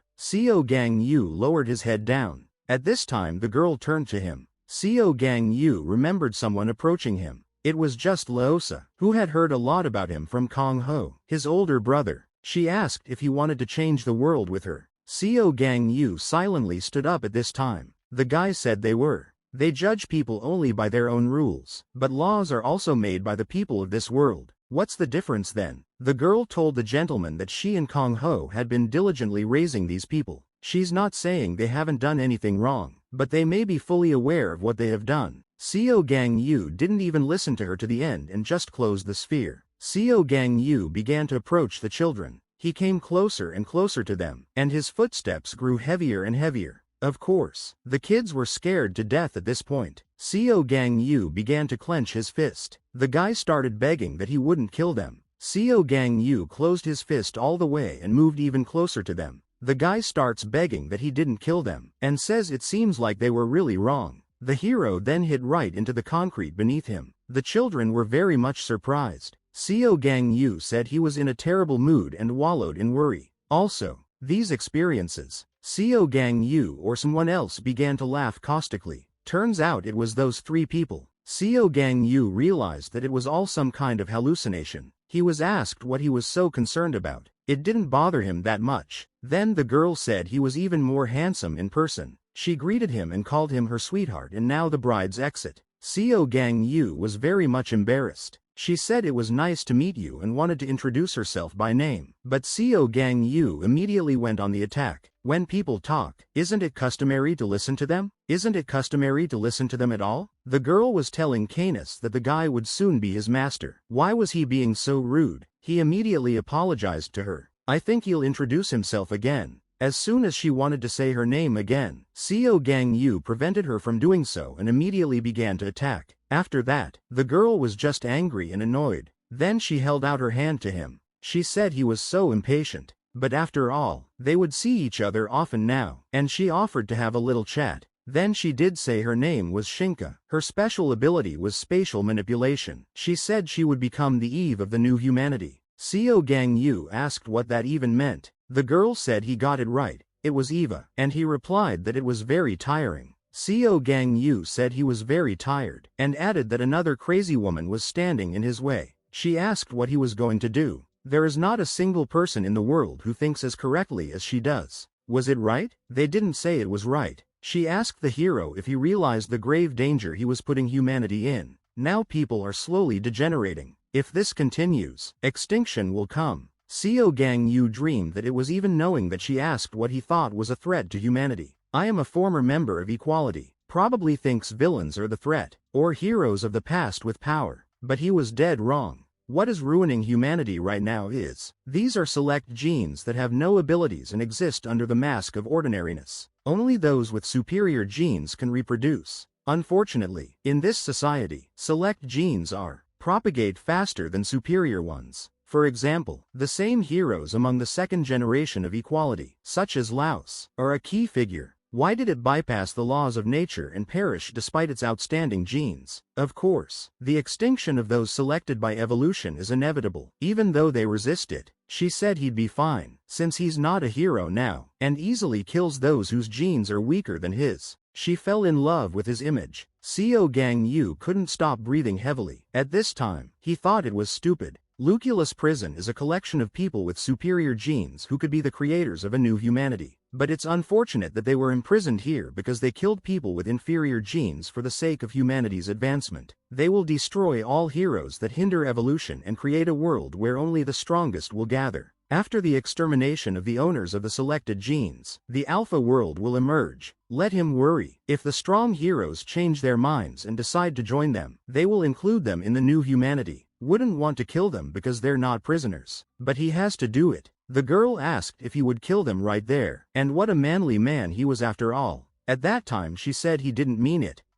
Gang Yu agreed and said just not here, suggesting a little later when they were alone. That wasn't what he was talking about at all, but let her be quiet. She didn't care for the thought of it. She said anyway, Gang Yu will be Adam, and she'll be Eve, and their children will lead the evolution of humanity. To be honest, she initially considered Sung Won as Adam, so she saved him using an Emmy attack. The protagonist was already interested. By the way, this prison has much better security than she thought. If it's outside, nothing will happen to her. Therefore, after obtaining a drawing of the interior of the building, using her Emmy attack abilities, she struck from within.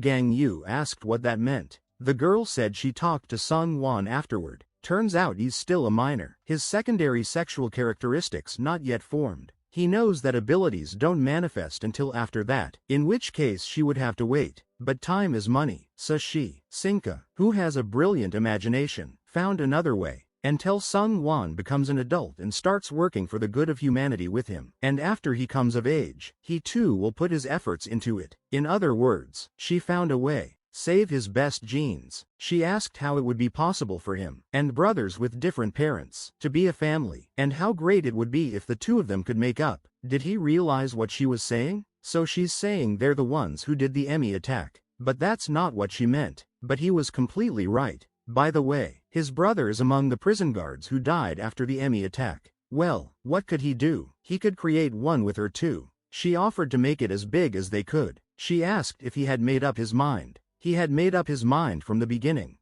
Gang Yu said he takes back what he said about the murder. It maximizes, tearing her painfully to pieces down to the bone. Doesn't that mean he's gonna kill him? I think they're in trouble. The girl agreed. She said that sweet cusses are only sweethearts, and they'll be even closer after this.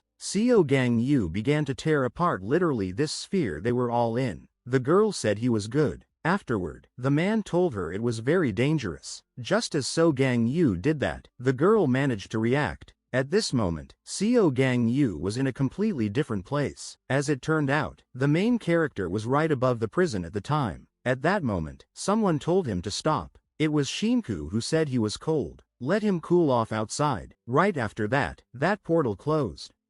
Gang Yu, of course, had no intention of stopping. Right after that, he went back to prison, right out of the sky. Gang Yu looked at all of them. The girl was very much surprised by this, judging by the look on her face. Then, Gang Yu began to attack them all together. Someone was laughing caustically at this time. As it turned out, the girl had moved on again. She said it was like playing hide and seek. Gang Yu didn't listen to her at all, only continuing to attack. The next time he attacked them, they disappeared again. The girl then opened the portal and said hello to him. She said it was already closed. Let him try to catch it. Gang Yu started using the mod first. The girl was really interested in this. At this moment, the main blood herself approached the girl. But immediately afterward, Sinka instantly closed the portal again. She didn't hide her emotions. She was very much surprised by the guy. Then she said he scared her. Gang Yu chased her through all the portals. He wanted to grab her more than anything at this time. After a while, Shinki's subordinate grabbed him. After that, she said, "Meow." Shinka told Kato that she shouldn't have interfered like that. Why was she even in the way? She could have died. But that's when Gang Yu got her. It felt like he'd smeared it on the concrete. He gripped her very tightly indeed. Sinka watched all of this with confusion. Still, Gang Yu had managed to defeat one of them, he thought. Afterward, someone told them not to look. As it turned out, the girl survived, and she told Shinku that he would have killed her if he had caught her. She asked what he would gain from her death. Mistress, let him decide. Gang Yu became even more furious. Sinka said she was insanely sorry, and the girl at that time asked if she wasn't sorry. She started crying and talking about poor unfortunate genes and why the main characters made those choices. Gang Yu started using Mod 5. After that, she began to utilize the layering of space. A great many portals began to appear, from which someone began to emerge. The girl told him to get acquainted. They were the responsible ones. Responsible for the new humanity. Third underground floor. Marco shouldn't have been allowed to die. This was an Svard with a creative ability. Physical ability. Asks who tames her. Priya Tua, who had physical abilities, asked if such an old man would be needed. A nature that has special abilities said that there is no one useless in this world. The special abilities Pequeno was only thinking about how scared she was. Beatty with special powers and said the hero in the warden's uniform reminds him of something. Mores with special abilities said he was uninspired. Let him smoke where it was allowed. Shinshi with physical abilities spoke to Shin, and Tiburon next to her, who had physical abilities, asked what he was carrying. Hang Ju Yian with creative powers laughed and said that there were some monster-like guys gathered here. The criminals of the fourth subterranean floor. Tatsujir, he had special physical abilities, said the scabbard was empty. Stiffness, who had physical abilities, said she was useless if she depended on weapons. Therapy, who had physical abilities, was surprised that the fourth was still alive. Maladithi, who had creative and special abilities, said that it was very comfortable in these clothes. Hero, who had a special ability, simply remained silent. The main player then spoke to the two people in front of him, criminals of the 5th subterranean floor. Ahura, special abilities, and Wang Sung-wan, who had special powers, said hello to the main character. The protagonist immediately came to the tier. The guy was watching him at the time. After that, Gang Yu used the mod. He used mod 0. The guy got furious and started saying that Gang Yu was getting down to it. They play again, at which time Gang Yu's attack began. Their strengths were equal. They faced each other. A terrible sound that consumes everything. It's all over the prison. What a savage way of fighting it was. Probably struck by the shockwave. The pitiful creatures were already gone. At this point the general was addressed. They felt like they had to run away. The woman didn't understand why it had happened like this. She supposed it wasn't that. Gang Yu was ready to make another attack. 0 mod. All the criminals from the 4th floor were caught by the heroes of equality. But now he had seen the main characters fight for the first time. Now he understood why Laosa had stopped him. The man at this point said, "Death." If you visualized it, that's what it would look like to anyone who saw it. It looked really cool. It was inspiring to the man. They all felt a sense of amazement. The man smiled and said at the boy, "Kid, is it a special ability that can't be copied?" They also felt envy at this time. Shinku didn't understand why on earth he had made that choice. They felt sadness as well. Some of them felt joy. He didn't show it in the battle with him. Was he really hiding it? How delightful that would be after all. Gang Yu, of course, didn't listen to him and started attacking. That's when he noticed something. The guy said Gang Yu is something else. Gang Yu came even more furious after that. After that, the guy went up. Such is his strength. Gang Yu flew back at this time. But then he still managed to stay on his feet and started to approach the guy. He put in a lot of effort. Gang Yu then put out his hand to attack. But at the very last moment, Wang stopped him abruptly. The guy said he was up front, prepared the compression. After that, there was an explosion. The girl said he was a dangerous male. He's that strong even without physical abilities. Or what? And he's a minor. What a monster he'll grow up to be. Everyone wondered what he would be like when he became an adult. The guy started smiling and said, "Where did Gang Yu go? He couldn't have fallen off from something like this after all." He kept calling out to him. Just then, he appeared, and Gang Yu still managed to attack him. Of course, the guy didn't expect such a turn, and didn't even manage to react in any way. After that, Gang Yu punched him once more. Wang did nothing, unable to hinder his opponent in any way. Gang Yu then kicked him straight into the wall. The girl repeated, "Shin," again, and the man beside her said it was a monster battle. Just then they both lost their heads. Gang Yu then began to pass through and kill everyone in his path. Gang Yu continued to kill them all. After that, Gang Yu noticed something. The guy used defense magic, and said that Marco's defense magic was excellent. What a pity he died. Oh well, he's not drowning in memories, recalling the magic of a coworker. But the protagonist didn't care. He began to break down that barrier. Just at that moment, the guy was envious of such strength. Immediately after that thought, the protagonist broke through his barrier. But at that moment, Hero appeared, preventing him from finishing what Gang Yu had started. He sent him very far away at that point. Then he just stopped and stood.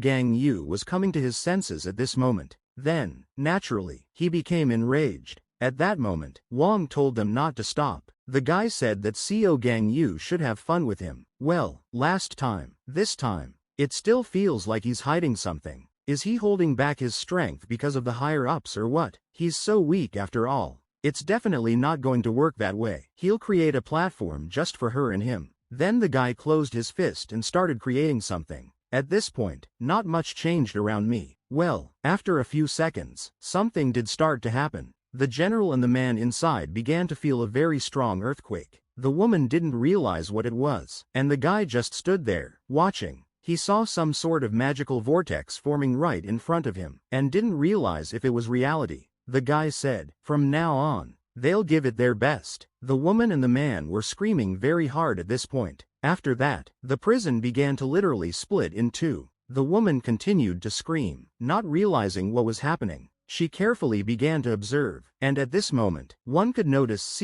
Gang Yu's abilities affecting her and the man. She wondered what it was all about. Then spheres started appearing, which apparently the protagonists used to protect all the wardens and more. These spheres went into the air. The guy didn't lower his hand at this point. Wong said with a smile on his face that it was very surprising. And then he noticed something.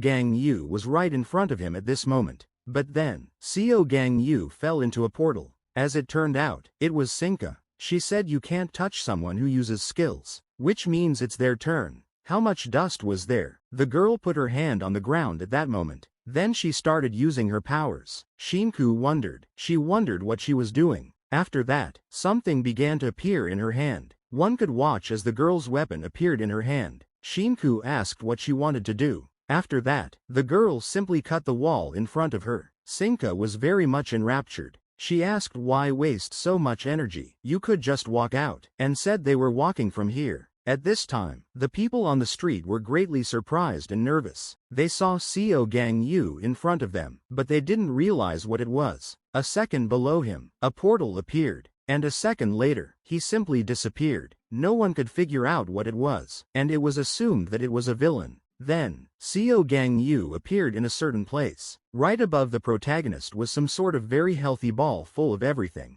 In front of the protagonist from above was Wong. After that, the guy started blowing up this balloon. That's why he blew it up after all. Of course, there was nothing left after that. The guy went down to the ground. Gang Yu was kneeling at this moment. Only one part of his real body could be observed. Everyone gathered to observe it. Sinka said that you can't interfere with him. They'll just watch first. The reason for being able to contain the criminals met the fourth floor as well. That Sinka couldn't handle. The girl approached the man and introduced herself by name. She said she would grant his wish. It was thirst. If she were human, she wouldn't be able to get rid of it, but it affected the desire of the perpetrators. It was possible to observe the so-called Alpha world. She succeeded in bringing them together in the world of Alpha. Naturally, he was asked what would happen if he refused. Then, much to his dismay, he would simply die for no other reason. And Wang Sung Wan, the guy chuckled and asked about the new humanity. And that's why she wants to marry Gang Yu. And then she wants to marry him. She was quite amusing to him. She was happy to have amused him. But what would she say to that? Fighting with the main character will be many times more fun for him. If he is always looking for pleasure, he will become addicted to dopamine. We need to look to the future. If he kills Mr. Kang Yu, how will he have fun afterwards? The guy said it's okay. It's still likely he'll die, but he likes the idea that he'll die happy. If he gives birth to Mr. Kang Yu and Mr. Wang, then these children will make them happy. Besides, after growing up he will be even stronger, and it will be much more interesting to fight with him. She suggested a longer laugh. If he took her side, joy would follow him for the rest of his life. The guy really thought about it. The girl was literally glowing at this point, and yet he agreed. The girl said it was great. He made the right choice. But if he doesn't love her, how does she envision their wedding? She said it's okay. That love would come to him in time. She was sure of it. Gang Yu continued to attack the opponent. After that, Gang Yu took to the air and wanted to launch an attack right from there. The guy was coughing up blood at this point. Then he chuckled and said he shouldn't have done it with one hand. Let him say something already. He continues to be so silent. That or he just can't speak in this guise. Does he even know what? It's his brother. Of course. After saying that, Gang Yu became even more furious. Then his expression changed dramatically. He took after him with unbearable fury, and the lad marveled that he could speak in this guise. Gang Yu continued to approach him. After that, the guy used his ability to lift the rocks into the air. Gang Yu began to forge from them as well. The protagonist clenched his fist to attack him. On his way he was smashing all these rocks that were flying at him. Gang Yu put forth his best effort. Then he turned his attention to something. He noticed the guy was nowhere to be found. Gang Yu began to search for him with his gaze. Then all he saw in front of him was this clot of blood. Gang Yu made a decision that he would be the one to attack. But inexplicably, at the very last moment, he just stopped. And then Gang Yu was thrown far away. Of course, it was a guy, and he put his hand out at this point. The clot continued to levitate in the air. Then the guy grabbed him and laughed. He didn't think this thing would get an attack. He had an idea just at that moment. He asked if he absorbed it, might it collapse? But it was too big to do it in one fell swoop. You had to squeeze a little. Just as he was doing this, Gang Yu attacked him. Wong felt the unbearable pain of those blows again. Then there was an explosion, and the guy was already lying down. Gang Yu raised his hand to attack him. Then he punched him right in the face. Then he started throwing a series of punches. Everyone else, as they stood there, continued to just watch. After that, the guy grabbed Gang Yu's hand, and Gang Yu also stopped at this moment. Then it could be observed that the guy was emanating some kind of glow.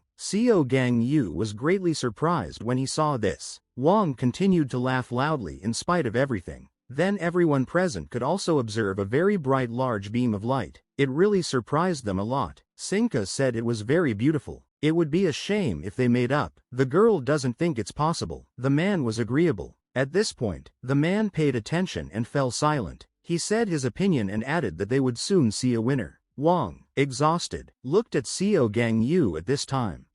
Gang Yu was already in his appearance. Then he stood up. Wong was really quite startled by this.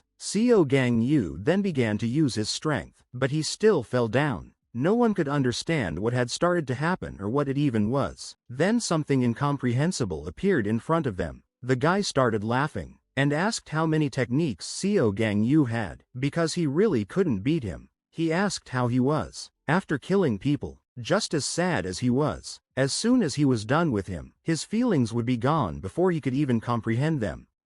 Gang Yu told the guy to shut up, and he asked in turn why. Didn't he feel relieved, releasing his full power? Having had fun with him before, he had to control himself. It must have been unpleasant to deal with this garbage. Was he right?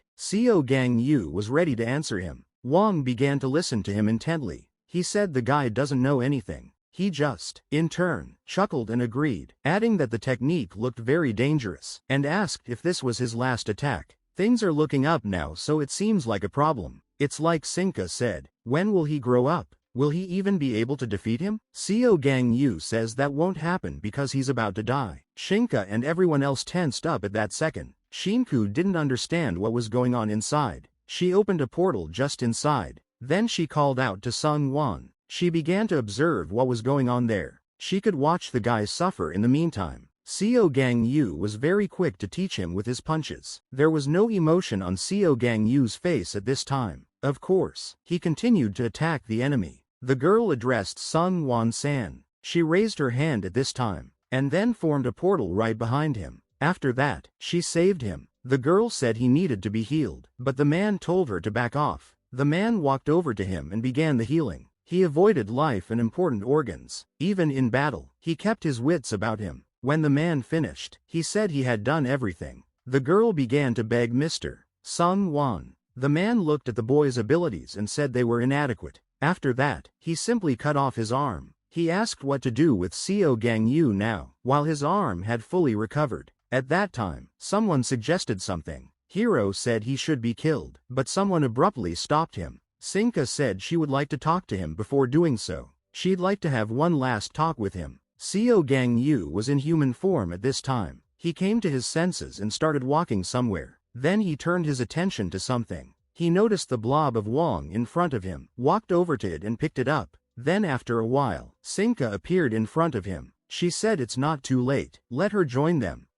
Gang Yu immediately activated his abilities. He was ready to kill him on the spot. The girl said she really couldn't understand. At that moment, someone used their abilities on the protagonist. She then reported that the negotiations had broken down. The guy said they needed to hurry until his strength was restored. But then he asked if anyone was against it. Of course, everyone was in total agreement with him. The old man said he felt sorry for the young one. It's scary to kill someone, but it's even scarier if they stay alive. Not a bad way to be at one with nature. The girl said she was hungry. Let her take her time. The man said this guy could have entertained him and the other guy was asking him for it, or it was over. It was really pathetic. The boy said he was scarier than he was. The girl behind him asked if he was scary. Everyone was then told to disperse. Hiro at this point became 10 times the size of all of them. After that, he attacked Gang Yu.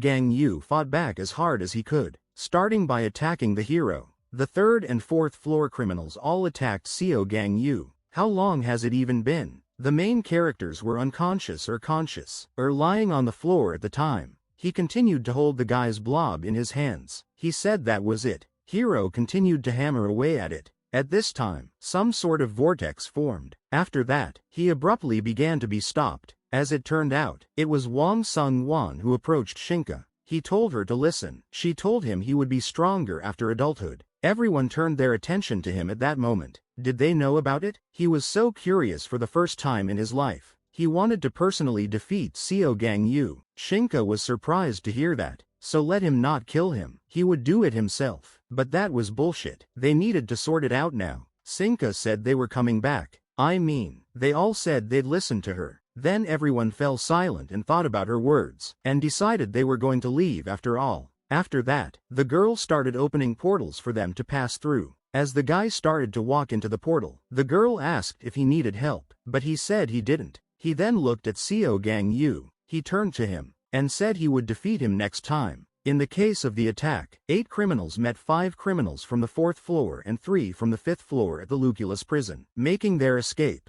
and they made their escape. As it turned out, Kingston was standing right above the protagonist at this time. He laughed loudly. He said as the world stirred, just as Kingston had envisioned. It wasn't long before Shinka shocked the world. Some cartoon star repeated, "meme," a lot, and someone asked if it was serious. She kept repeating it. The girl said she wasn't mentally ready yet. At this time the picture began to float. After that, the video turned off. The new world, Alpha, invites them. Shinka appeared on the screen. Her ward spoke to the newcomers and said hello to them. She said that she would be their Eve from now on. And these were the guests, Heinous and Gato. What is the world of Alpha? The Alpha world is a world in which, in order to save a sick humanity, Shinka will be the new Eve. So what does it take to enter the world of Alpha? Requirements to enter the Alpha world. The first is that you have to have strength. The second is not to conserve weak genes. And the third is to be healthy individuals capable of reproduction. So what happens to those who don't qualify? She believes that preserving weak genes is a mortal sin. What happens if he commits a mortal sin? Yes, that's right. He'll be sentenced to death. All carriers of worthless genes should be executed. They don't plan on sending out an invite to people who will be part of the Alpha world next month. If someone declined the invitation, it would be considered a violation of the second paragraph of the requirements, and the death penalty could be carried out. The request to be more attentive was answered. Well, for the glory of the new humanity, she is the Eve of the future, Shinka. After that, the picture started to float, and then that cartoon came back on. Somebody turned off the TV. As it turned out, it was a meeting. So, they're going to start a conference on world security. It was dedicated to the Lucullus Prison escape and broadcast. WSC. It says it all bezit. The broadcast going around the world. Shinka. Is this woman on the list of war criminals who committed Yemer attacks? The Heroes Association answered that no. That's the problem. It hasn't been long, but since then, the heroes of equality have died in the line of duty. It's happening again. So what should they do? For starters, we need to put her on the list. The hero Seo Gangu was given the right to execute people at will without even informing the warden CHL Seun.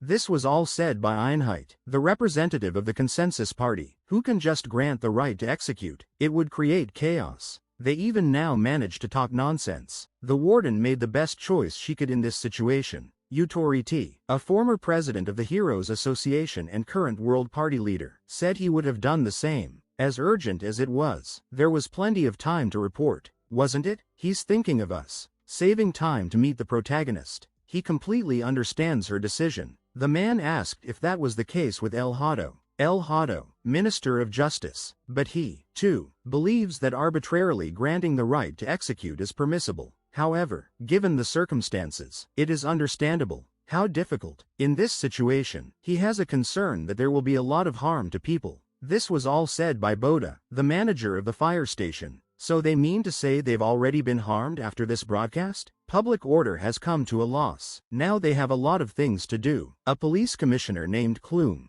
Guerra, the Secretary of National Defense, asked if they should see this as a war or just a jailbreak. What they mean now is that they all should have been killed. Wasn't it because he postponed the execution for no reason? If he were in charge of the Heroes Association, he'd personally kill before execution. They put everyone in danger, save the lives of criminals. After Laos became president of the association, the world came to an end. It hasn't changed. When he was president, things went south. Just have him look at the heroes of the time. Most of them were not normal. It would be better if they weren't heroes but criminals. Would that be the norm or what? Since Laos became president, people who could have been heroes have turned into villains. The man told Utoriti that he had different views on what heroes should be. They're like people who drowned in their ideals and now can't face reality. Laos. Everyone paid attention to him at this time. The man said that if she were here, what would she tell the president of the Heroes Association about the vacant seat? The man went into a rage after that. As the doors were being opened for him, the girl asked how the meeting had gone, and he in turn replied that it had been disgusting. How annoying. What's the point of all this discussion? They should just be killed. He believed it was all about Laos. He was asked what he planned to do next. After she became president, members of the WSC, Amendment Warning, Consent Party, Fire Chief, Minister of National Defense, and Socialization President, Warning of Severe Penalties, Peace Party, Police Commissioner. The Minister of Justice had neutrality. They had a 4-2 advantage, so their opinion was always ignored.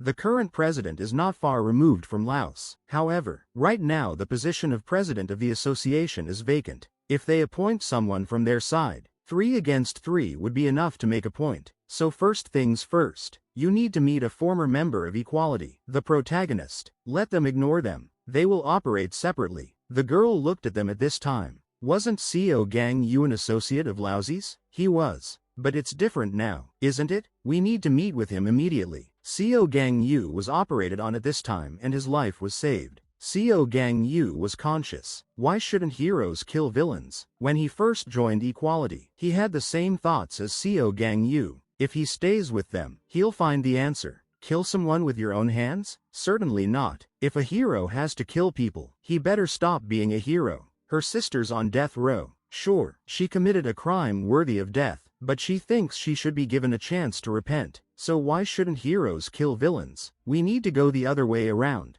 Why should heroes kill villains? Because they lead unworthy lives or what? Or because they have given up their humanity? Then who is worthy to live? And what is humanity? It's a difficult question. We need to think together. The hero's job is not to kill villains, but to save people. Laos offered to rescue them together. Why did they all leave without answering him? The prison warden is called upon to re-educate the prisoners. She is not against the death penalty. As a prison guard, she is obliged to explain to prisoners what they have done wrong before they are killed. The law judges men, and they are the ones who enforce it. So before you execute, their duty. CEO Gang Yu was scared to death, but he saw blood coming from the sky. He saw Wang Sung Wan in front of him. He asked if this was admired by CEO Gang Yu. How everyone throws nasty words around. CEO Gang Yu was very scared at this moment. Then he woke up and quickly jumped out of bed. He began to breathe heavily. At that moment someone approached him. It was Marco's student, and she said he was finally awake. Then she asked if he was okay. CEO Gang Yu had a cold sweat at this moment. She apologized to him, and said they had to come to the rescue. They knew something was going on in the prison, but the warden was hiding the fact that there was a riot.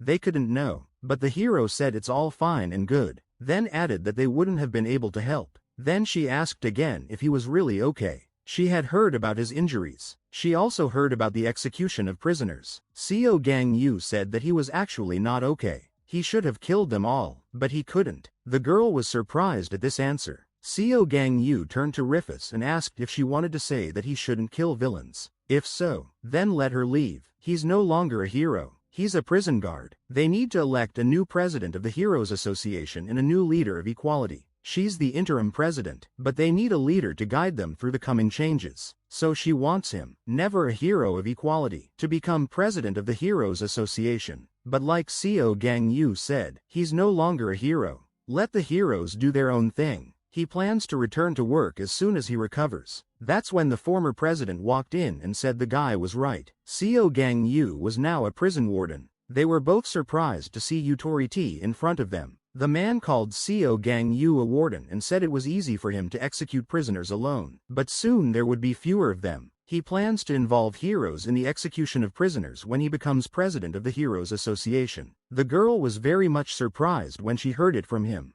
Well, isn't he the leader of the World Party? What is he even talking about? He'll be stepping down from that position soon, to run for president of the association. He came to see if he was interested and to talk. But that doesn't seem to be necessary. They will read this visit as an act of courtesy. As he left, the man wished the guy a speedy recovery and also called the girl a rabbit and told her to see you soon. She became enraged and started asking, or did he think anyone would elect her? The man said with an acerbic smile that they would live and see. She then turned to the guy, and Gang Woo abruptly said that he was tired, and then asked her to please leave. The girl was very much surprised when she heard this. As expected, everyone's been busy. There's a lot of people besides Rifus, and she's going to visit Gang Woo. Since this ability came about, individuals have gained too much power and have come to rely on people more powerful than military or police power. The WSC will probably discuss the issue of executing prisoners, and Gang Woo will also touch on whether to grant him the right to execute in the future. From the Vedic point of view, the protagonist has done wrong. What will he do? The man thought about it for a moment and was ready to tell. If it's the law,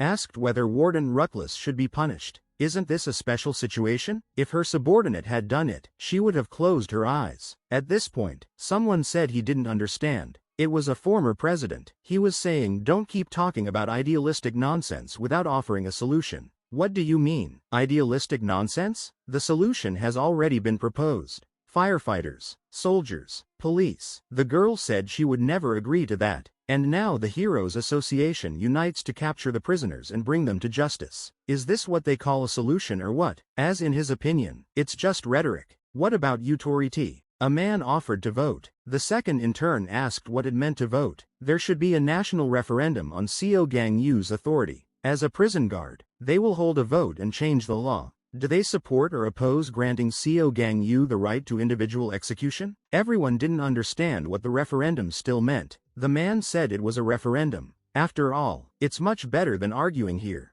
Don't they work for the people? Such matters cannot be decided by the majority. So are they now resorting to the rights of the people or what? I mean, it's obvious. Or is he afraid of losing? The man asked if he was wrong. The president was asked for his opinion at this point. He just stopped talking at this time, and then still agreed to have a referendum among the people. 2 weeks later, the referendum results. 88% voted in favor and 12% voted against. There were more people who voted in favor. The man said it was natural. In the opinion of those voting in favor, the situation should be regarded as a military one. Enemy soldiers should be killed. There is no need to apply laws to them, as they are beasts who have thrown away everything human. In that case, only Gang Woo, but other heroes should be allowed to execute as well. Those voting against count. That since Gang Woo's emotional state does not allow him to make a rational decision, it is dangerous to give him the power to execute. Giving the power to execute to an individual could create the same problems as in the past, and there is a high risk in such a decision. The breakdown of society. The man thinks that this result is more likely to satisfy everyone. The man became furious and asked, "What do you mean it will satisfy everyone? It is the choice of the majority." The president said he stopped arguing, and after that, he said he wouldn't call out Gang Woo. The president said it's been a long time since they've seen each other. In front of him was Gang Woo at this time. He asked, "Redhead, Gang Woo, did you hear the news?" And the guy answered him that he had heard. And how will his solution be? According to the results of the vote, he should personally carry out the execution. The president said to let Gang Woo ask him something. What would have happened if the outcome had been different? Gang Woo said that at that time, he would have killed everyone and surrendered willingly. The president understood his point of view. Then, he asked, as Laos would have done. Gang Woo lowered his gaze and thought about it. He said he'd better ask her directly. The president agreed to this. Then afterward, when this is over, will Gang Woo come back as a hero? Gang Woo replied that he didn't know. Passed a special protagonist law, President Bezit of the world, in connection with the recent Lucullus Prison break, to combat subsequent terrorist activities, gives Warden Gang Woo the authority to carry out the death penalty. So step by step and never go back to the way things used to be. The girl sat and watched this broadcast. At this time some man was holding some kind of box and crying. As it turned out, it was actually Gang Ho's girlfriend who found out all about her lover and held his ashes in her hands. Has anyone asked anyone? Or are they going to come out like this? They need to prepare themselves too. Sinka asked if everyone was ready. She called them all executioners. Wang Sung-wan was looking into the distance at this moment with a smile on his face. Shortly thereafter, something unexpected happened. In Spain and Portugal, strange events have begun. a blue portal opened, and the news that the invitation had been delivered spread quickly. This information has reached the world government. In addition, there have been additional developments related to the portal. The portal also opened simply in the middle of the street, attracting the attention of passers-by. Someone started using abilities right inside the portal, which caused surprise. Immediately afterward, there was a massive explosion that sent everyone into shock. This moment was noticed by the guy who used the ability. Several people came out of the portal, and one of the girls asked why it was so hot in here. The girl called one of the attendees an idiot and asked if they would really attack anyone if someone got an invitation. She added that if she was willing to die, she didn't deserve an invitation. At this time, everyone was watching the live broadcast with Sinka at the center of the screen. She began her speech by calling all people her subjects. She then welcomed the audience and introduced herself. She then stated that from that point forward, the execution of weak genes begins. The commencement of the execution was marked by her following words. Of course, all the so-called rays were ready for it. Kang Woo also changed his clothes and prepared himself. At this point, according to the Heroes Association, Esvard possessed the ability of summoning. A villain caught by equality, codenamed Mago, wore a tattoo of a stolen summoning ability. After that, there was a massive explosion. Some have argued that this is totally insufficient. The guy with the ability copying skills said that it was necessary to steal attacking abilities. Ho was characterized by outstanding physical abilities. A villain caught by equality, codenamed Chiyujun, could transform into a monster fox. The girl wondered who could tame her. Heng Zuan also possessed the ability of summoning. A villain caught by equality, codenamed Herb, at which point he closed his fingers. After that, he summoned monsters that started killing everyone in their path. The guy asked the girl if she thought he was creepy. Moraes had a special ability. A villain caught by equality, codenamed Tome, was in a special class. She stated to the man asking for help that he was too noisy and had no manners. She thought Eve's words were fair. It was at this point that she began to kill the man. She argued that gene selection acts to give birth to confounding abilities. Rumor has it that the Heroes Association immediately reacted to the incident and sent the closest heroes to Portugal. However, there were doubts as to how much help this would be if no one was killed. The president pondered these words. He ordered firefighters to take care of civilians first. The military and police. He asked them to protect civilians. The girl opined that they had no power to stop it, and asked if the heroes should be called in. The president turned to El Hedo and asked what about prison guard Kang Woo. The man reported that he went to the scene immediately after seeing the broadcast. This was relayed by the director of the prison, Jo Se-eun. He also asked why the woman had not been fired yet. The president then asked if the enemy's target had been identified. The girl reported that the target had not yet been accurately identified. Sinka explained to her subjects that their main goal, it's a death penalty for carriers of select genes and an opportunity for those who have been invited to join the world of the alphas. However, they will start small. They will start by showing examples, and after that it will be much easier for those who have been invited to join. At this point, instead of execution, she suggested focusing on bringing people in. Carriers of selected genes could be eliminated at any time. At this point, someone begged them to stop. She asked if they had warmed up enough and reminded them that, according to Eva, everyone had to complete their task. At this point, the guy wanted to say something. He stated that he would do everything he could to make sure that after destroying everyone, he would definitely bring in the one who received the invitation. The girl became furious and asked if he was really going to ignore Eve's order. The boy in turn questioned if he was staying put. Then someone held out a hand. The guy used a three-legged crow. Suddenly, however, this very crow appeared in front of him. He didn't believe she could be persuaded by simply saying, "Let's go." The girl said that she would report everything to Eva after the operation was over. The boy replied that she should do what she wanted. At this time, he sighed heavily. He noted that nothing had changed after he got out of prison, and this annoyed him greatly. He added that no matter how much he destroyed, the ability did not increase, and called his ability cursed. He wondered if he'd have to keep stealing abilities. At that moment, he suddenly began to be attacked. To his surprise, the attacker turned out to be some very large rabbit. He immediately used defense magic. After that, it was clear from the look on the guy's face that he probably recognized who it was. The girl noticed that nothing had changed since he got out of prison. She asked if he had thought about it. As it turned out, Esvard recognized Lipuz and said she had finally arrived, adding that Mago had been buried. There was silence in the Lisbon School of the Arts. The students sat quietly at their desks. Then one of the boys raised his hand and told the teacher they were scared. The man answered them that there was nothing to be afraid of. He assured them that nothing had happened and said that the teacher would always protect them. Then he suggested that they go to the orphanage. It was Frof, a teacher at the art school. At that moment he heard something. A girl suddenly appeared in the classroom and clapped her hands loudly. She said it was just beautiful. She added that they were too noisy and they didn't have any coins. The man was surprised to immediately recognize Mores. The girl was surprised that he recognized her, and she felt very uncomfortable. She reassured him, telling him not to be afraid, and suggested that he too had received an invitation from Eve. She suggested that he take the children who had received the invitation and follow her, but he told her to go away. The man emphatically stated that he would not send any students with her. The girl called the decision very stupid. Plus, the man interrupted her.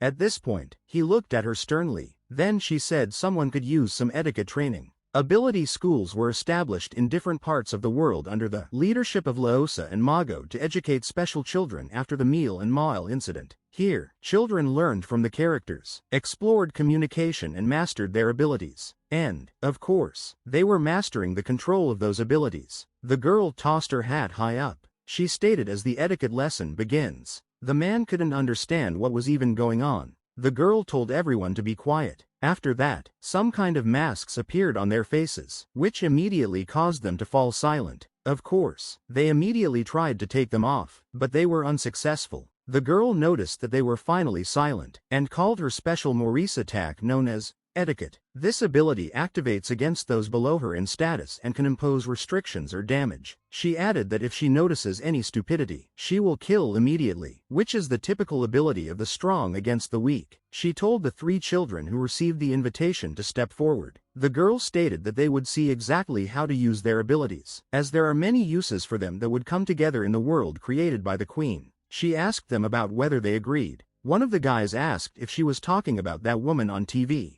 The girl replied that it was true. She called it perfect, but the guy said he didn't want it then. The girl was surprised, and the guy asked if that woman hadn't said she was hurting those without powers. He explained that he had a lot of friends without powers and he wouldn't let them get hurt. The girl said that her parents didn't have powers either, but that didn't make them bad. Another guy next to her added that he also had such friends. The teacher taught them that you can't discriminate against those who are different, and that people who solve problems through force instead of dialogue are also bad. They all together condemned her actions and demanded that she let them go. The girl then clarified if he wanted to join, and the guy once again confirmed that he didn't. Then she declared that he should just die. After that, the girl started using her powers. She looked at them sternly. At this point, their teacher intervened. Frof absorbed the blow, demonstrating his ability known as bodyguard. The girl understood why Shinka had sent him an invitation, noting that his ability was perfect for a bodyguard, but she felt it would be a waste to kill him. The man told the girl that they knew her well. He wanted to mention her youth, but the girl interrupted him. She said he probably heard about it from Tome and called it rude to divulge her past. She added that she didn't come here to talk about her past. She arrived on the Queen's orders to take the people belonging to the Alpha world. She offered to surrender the children to him, promising to leave him alone. However, the man sternly replied that he could not do so. The girl asked if among the children someone was his biological child. The man replied that no. Then she couldn't understand what the reason was. He explained that the point was that he was their teacher. Frof, associated with the Heroes Association, worked as a teacher in an aptitude school. Its defensive strength allowed it to withstand prolonged attacks by prisoners from the 3rd and 4th floors. However, during Uteretti's presidency, he did not rise above the 5th level.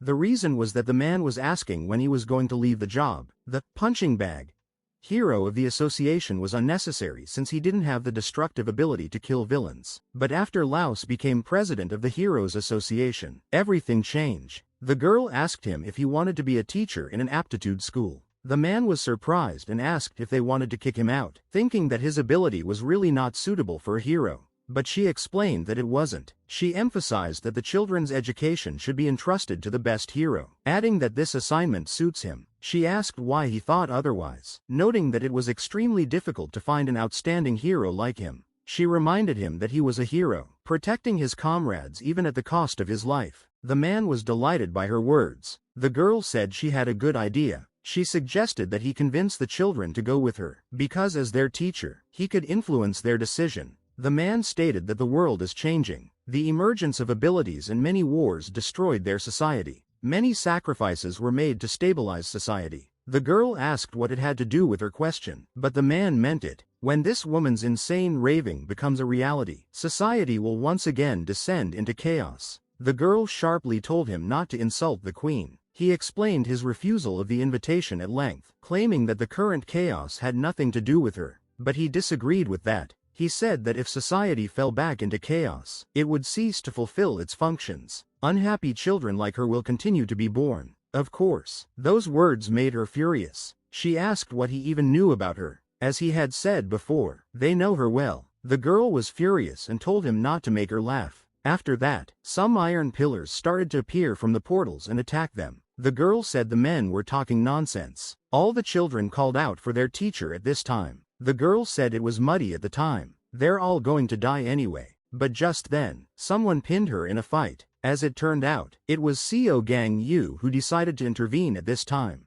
They all turned their attention to him. Third floor inmate, Maurice. CEO Gang Yu continued to stand over her. CEO Gang Yu told her to bring that crazy judge. There was a silence between them. The girl asked if he meant the queen when he called her a mad woman, but CEO Gang Yu said he meant her. She became furious and said he was an insolent idiot. After that, she began to use her powers. Then for a split second she put iron chains around the guy. She said let him pay for his wrongs. But at this time, her entire structure abruptly broke, and CEO Gang Yu began to attack. The man and the children were very much surprised at what they saw. At this moment, CEO Gang Yu turned to Profa. He told the man to take the children away and run away, but the man said his powers are still sealed. After saying that, CEO Gang Yu clenched his fist, and then he attacked the girl. They were in anticipation of something incredible. The girl didn't make a sound at this time. Then they began to notice that the girl's abilities began to dissipate. CEO Gang Yu told the man to run as far away as possible, and afterward told the children that they were coming. CEO Gang Yu then grabbed the girl. He said he was repeating himself one more time. Have him call her. After that, the girl used a lady mod.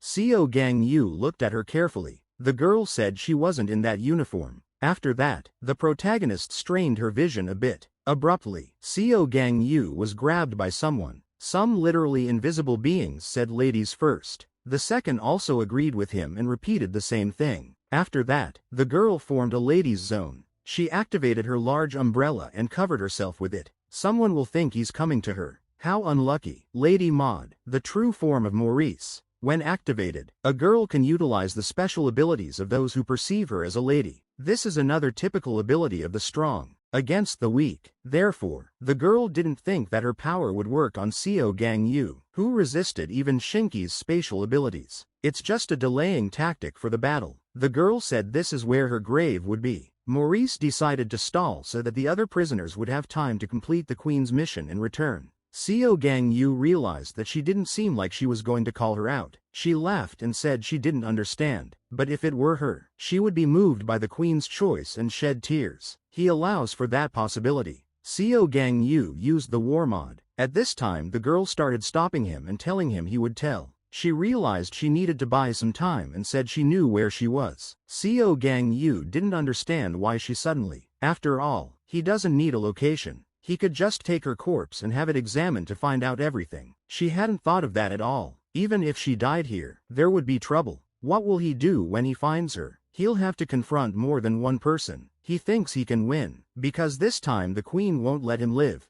CEO Gang Yu began to clench his fist at this moment. As you'd expect, the girl realized that she had to kill herself. You have to die without leaving a trace. At that moment, her ability began to crumble. CEO Gang Yu noticed something and was very surprised. Right at that moment, he saw Shink in front of him. The girl asked, either he wanted to see her so badly, changed his mind or what. Maurice was very much surprised to see the queen in front of her. Then she told her that it was dangerous here. After that, she turned her attention to something. CEO Gang Yu activated his form. The girl was surprised and said, here in full force at once when they met. He seems to have changed his mind. This regimen seems to be wearing him down a lot. Whether he's okay or not. CEO Gang Yu immediately destroyed her ability. He told the girl he was going to kill her. The girl said she was scared, but for some reason she felt good, and she liked that he was obsessed with her. That's love too, after all. At this moment, their battle continued. She turned to Maurice and said she would look into it. Let her go and deal with those who had rejected the invitation.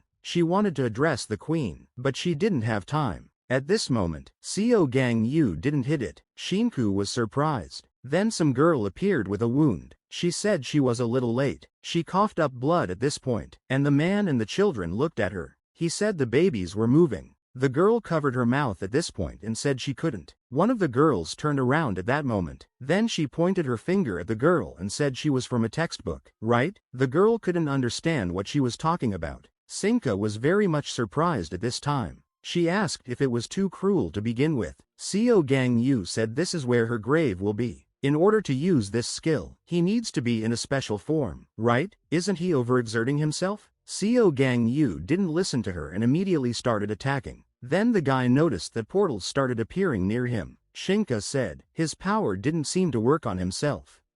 Gang Yu looked at her after saying those words. At that moment, the girl called out to Canis and Gato. After that, they stepped out of the portal. Turning around, they couldn't figure out where they'd gotten to. They started to ask the queen what was going on, but the girl said she'd rather stay home. After all they have to do is stall and not kill the guy. How they would hold out was just impossible. Sinka suggested just running away. Well, that's when the slicing stopped. She couldn't figure out what it was. Gang Yu started repeating that it would be her grave and used a dark heavenly coffin. The space created by utilizing all of Gang Yu's abilities was impossible to leave. When Shinka fought alongside Wang Sung-wan, she was able to use her power from the outside to pull Sung-wan out. But now, being inside Gang Yu's space, she can't get out. The girl asked what this incredible power was. Just at this moment, Gang Yu clenched his fist and was ready to attack. A split second later, he attacked the sphere that had formed around the girl. At this point, the girl laughed. The man said it looked like the collars needed to be removed. But they promised Sung-wan that they're going to kill Gang Yu when the guy gets older. But if they don't finish him off now, they won't get out of here alive. She agreed and said that Sung-wan would understand them. The girl agreed and told them to take off their collars. At this very moment, a man and a girl went crazy. Shinku didn't realize what was going on. They all looked up at that moment. Gang Yu also raised his head at the same second. Then someone said, "Incomparable." They all couldn't figure out who was talking. The voice went on to say that nothing in the world compares to it. Tens, hundreds, thousands pose a threat. Those who made him their enemy turned the whole world against them. No one dares to even think of opposing him. That is what the Peerless One is. Then he asked Gang Yu how he was. As it turned out, it was Kingston. The man asked if the guy wanted to be him. Gang Yu was quite surprised at this moment. Kingston said the kid was strong, but so far he's not on the level of incomparable. He then added that he could make it so. The girl started asking what the hell he was talking about. Was everyone asleep or what? The old man who was hiding somewhere suddenly appeared. Before she could finish speaking, the man immediately attacked her. Sinka, of course, was furious. She was having a conversation and he was going to kill her. Kingston asked why she was interfering in a conversation between men. At this point the girl began to say that an old man like him, tell him to get out. But just at that moment something began to happen to her. Of course, she was very angry with the man. She said the old man was on his last breath. Kingston asked what, on his last breath, and offered to let her see how firmly he was on his feet. Of course, it was too much for such a girl. Then the girl couldn't stand it and told the man to die and started using the abilities. She then transported Kingston to another space. She then proceeded to attack the man. She began to turn to him at that point. Kingston appeared right behind her, laughed, and said that she really did have a powerful ability. She's as good as that white-haired boy. The girl immediately realized she needed to act. This heated the man up. Kingston added that they both have one big problem. After that, he destroyed the girl's entire space and hit her. Naturally, after such a blow, the girl flew off. Kingston explained that they are so passionate about their abilities, for neglecting to exercise the body. Shinka began to breathe heavily after such an attack. The man said that a body with a soul flowing in it is the true source of strength. Then the girl began to move through the portals right above him. At one point, a man jumped out of the portal and attacked Kingston. Kingston only made a sound of surprise. After that, he staggered over to the man. Still, at least she trained her subordinates diligently. It was like some kind of game to the man. But the two of them continued to attack him. Of course, they were ferocious at this point. Kingston looked at them with an impenetrable face and was ready to take the attack. Sinka was trying her best too. And Seo Gang Yu at this moment was just standing to the side and watching. Seo Gang Yu was puzzled by this surprise for a moment, but, observing the situation, quickly decided what to do. He teamed up with Kingston to kill this woman. The president was very surprised when he heard that Kingston had appeared. The girl confirmed the information and said they heard from the warden. Seo Gang Yu, the fire chief, said this guy has always been a weirdo. He seems to have a new interest. The president asked, doesn't that mean he's in danger? Is it all right, even though his powers are unpredictable? His actions are very easy to predict. The man has agreed, but he will not confront him. Someone whose actions are truly unpredictable. It was someone else. At this point, he looked at the president's chair. Someone asked something about the textbook. The girl laughed and couldn't understand why her past was written in a textbook. What a ridiculous thing to say. And she also had something to add. She became furious and said it was utterly disgusting. The man said, not just her face, but the faces of all the Lucullus prisoners. She didn't understand why it was being done. To mock the losers or what? But the man explained that it was not mockery, because they were trying to understand them. When they heard that Laosa and Mago were setting up an ability school, one of the wardens came to them. It was actually Seo Gang Ho. He introduced himself by name before them. He was the warden of Lucullus Prison. A man asked if he was suggesting adding criminology as a required subject. Isn't that too cruel for kids? But the guy said they should know that the present generation has to lead the society of the future. They need to be told about the conditions under which criminals lived, and whether the public could have prevented these crimes, and why they couldn't. They have to explain it. It's not an excuse for their actions. They were punished justly. If at least 10%, no, at least 1% of the reasons lie in society, they have to figure it out and move forward to prevent tragedy as much as possible. So you need to understand them. But the girl read that it was just ridiculous. And how was it even possible to dig into the past? The man asked Maurice why.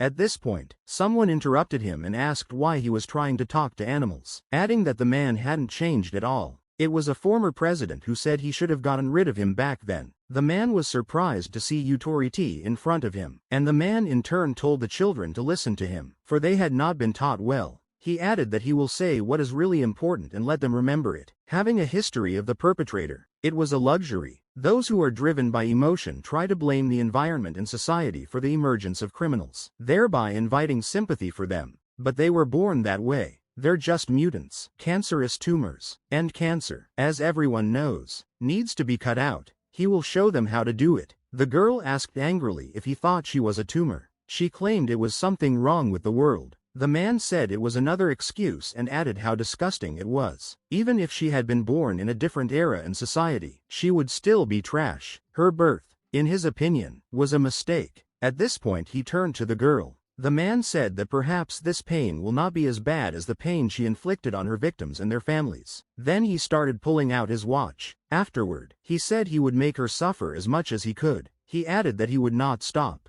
Afterward, he looked at the time. Then he said, 10 minutes. I have special physical abilities. The girl replied for the man to proceed. He didn't wait and immediately punched her in the liver. The girl really didn't expect it and didn't have time to react, feeling a very unbearable pain. However, she still stood her ground and called the man a bastard. The man then attacked her again. After that, he decided to use double speed. Of course, he immediately began throwing a series of punches. And after that, he grabbed her head. The girl's appearance was not good. It was clear that she was suffering at this moment. The man then hit her with his knee. He asked if it was excruciating, and added that Toma had apparently been too nice to her. Immediately afterward, he hit her with his knee again. Maurice tried to say something, but then she got mad and started yelling. Still, the girl decided to use her powers. Then the same invisible gentleman reappeared. One of them said again, "Ladies first." The others were no exception and repeated the same thing. The man used double speed again and easily slew everyone in 1 second. After that, he decided to quadruple his speed and instantly attacked her. The girl was losing on all counts and was constantly getting punched in the face. The moment she should have fallen to the floor from the impact, a man appeared right in front of her. Then he hit her again and she flew into the air. After that, the man returned back to the ground at the speed of light. He was just abusing and torturing the girl. The teacher and the children were extremely surprised at what was happening. The man continued to deliver a series of blows. Then he clasped his hands together, preparing to strike again. Right in the air, he executed his kick. When the girl landed on the floor, there was a tremendous explosion.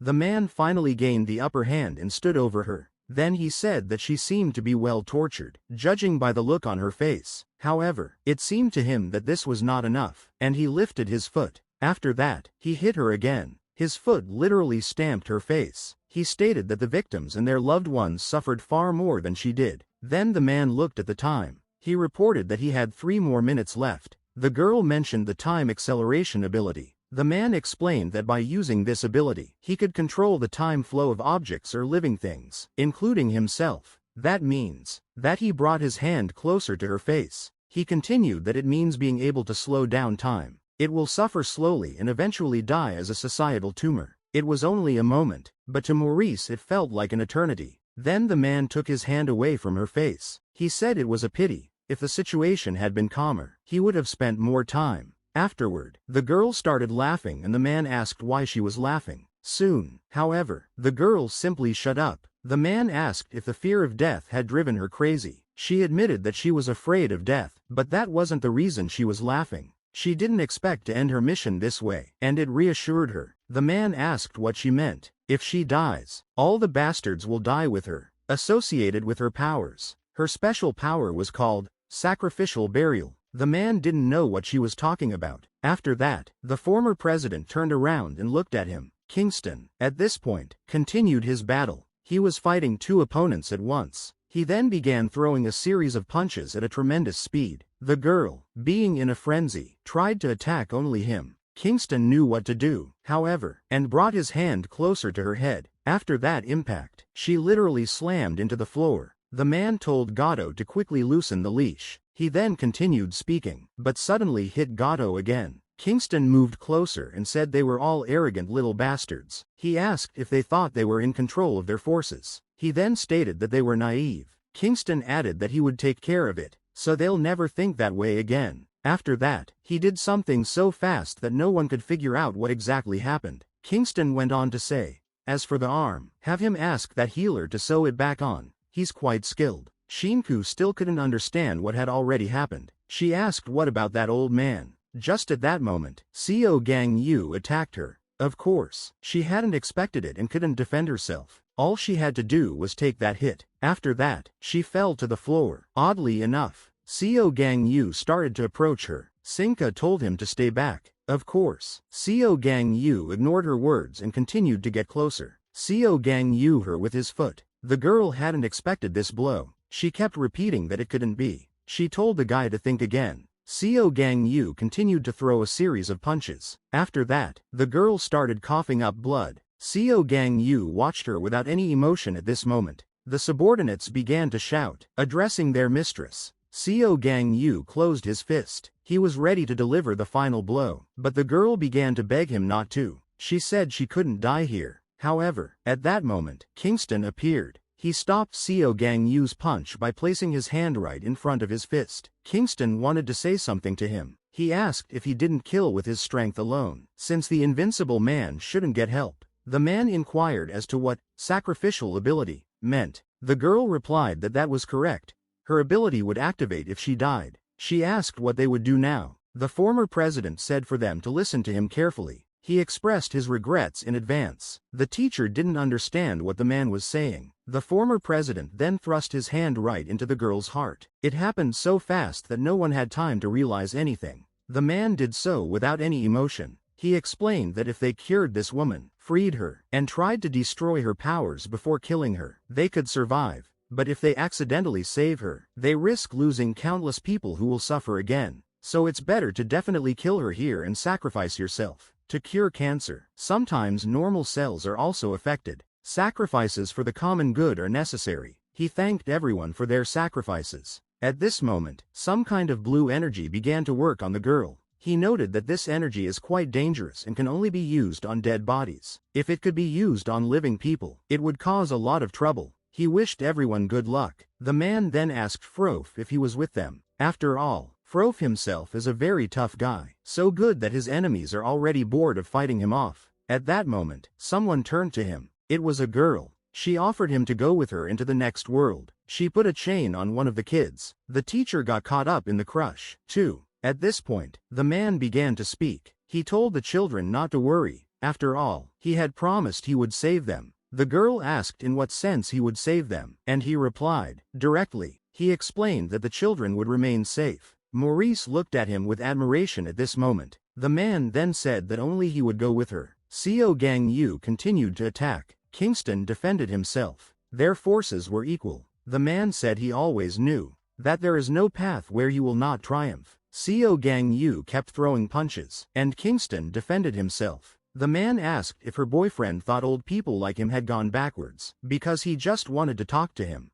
Gangu remained silent, not answering him anything. After that, the guy went ballistic. He then raised his hand to punch and told the man to leave while he was still healthy. Mistress's subordinates watched the whole thing. The man asked if he understood. He added that he understood why the man was angry, but in order to resolve the situation, you can't get caught up in your emotions. After saying that, the expression on Gangu's face changed, but he still managed to dodge this attack. However, it turned out that the man had managed to break through Gangu's space and the building from above. The girl was greatly surprised at what she saw. Kingston said if she wants to escape, let her do it now. Shinku looked at him, and then she opened the portal and started to walk away. For her subordinates, she also opened a portal. Gangu only had to watch. Then it was just the two of them. Kingston said now they can finally have a serious conversation. Gangu became furious and started attacking him. It was as if Kingston was toying with him and told him to keep going, because body language wasn't bad for conversation either. The girl didn't understand what the man was talking about. According to Utoriti, he has no abilities other than defense, and he didn't like it before either. But after talking to Laosa, he realized that even that ability could be very useful to society. He's going to put as much effort as he has into protecting these kids. The children were scared and worried about their teacher. Maurice didn't understand why he wanted to do that, but hadn't he already explained? The man reminded me that he was a teacher, and what does that have to do with him being willing to die alone? The man said that they probably wouldn't be able to understand him, as they came from completely different worlds. She was raised by bad adults who turned her into a killing machine. The girl angrily told him to shut up. She was never allowed to make her own choices, being controlled like a puppet. The girl kept talking so he would just shut up. She went down the wrong path for the sake of a future that other people invented instead of her. The girl repeated again for him to shut up. The teacher said he would never shut up. By going to the other world with her, he was going to fix in her head everything those people had taught her. The girl called him a bastard. The man said that a teacher is someone who sacrifices everything for the future of his students. So ever since he became a teacher at the art school, he has been the children's main advocate, willing to sacrifice everything for them. The girl begged the teacher not to do it, but he replied that it was okay. The teacher had confidence that the children would definitely become good adults,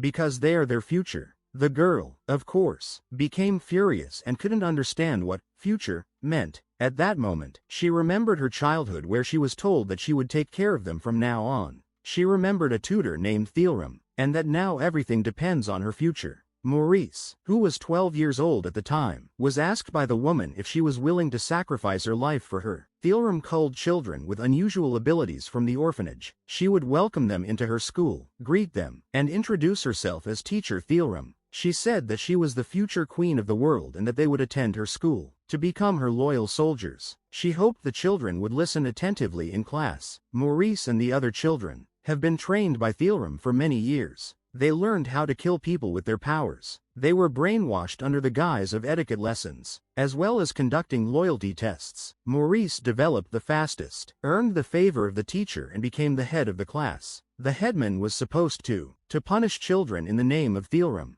The girl was learning her lessons. She internalized them better than anyone else. At that moment, the teacher asked her how my first day as head boy. She replied that she didn't know why, but when she punished classmates who didn't meet the standard, she suddenly threw up. The woman was interested. She asked the girl why she thought this had happened. She then asked if the girl liked insects. The girl replied that they disgusted her. The teacher said that this is the reason why it is natural for people to feel disgusted when they see beings below them. It's a perfectly normal feeling. But in time, as her friends start to prove their worth, it will get easier. So just let her try. She made the right choice in appointing her as head girl. After that, although Maurice still felt inexplicably disgusted, just like the teacher said, that feeling has waned. It's been a long time since they arrived. Next year they will be adults and she will be queen of the world. The students really fought like soldiers. Of course, they practiced with each other. The woman's plan seemed to be progressing smoothly, until one thing happened. At that point, someone asked if someone else had been able to kill the first time. The man said he was probably too tired last night. He then said they would take a break tonight. It was Clark and Hilo, members of the special unit. It turned out that Talem was killed at that moment. The man didn't realize what was going on. He was surprised that she appeared so weak. The man remembered Uteretti's words of caution, for perhaps they had become too strong and it was impossible to predict. However, he wondered if Talem could have raised rebels, for she had more ambition than she seemed to have. Hilo offered to check out this school, but the man didn't feel like doing that. However, the president won't leave them alone if they refuse, and in the end they still have to complete the mission.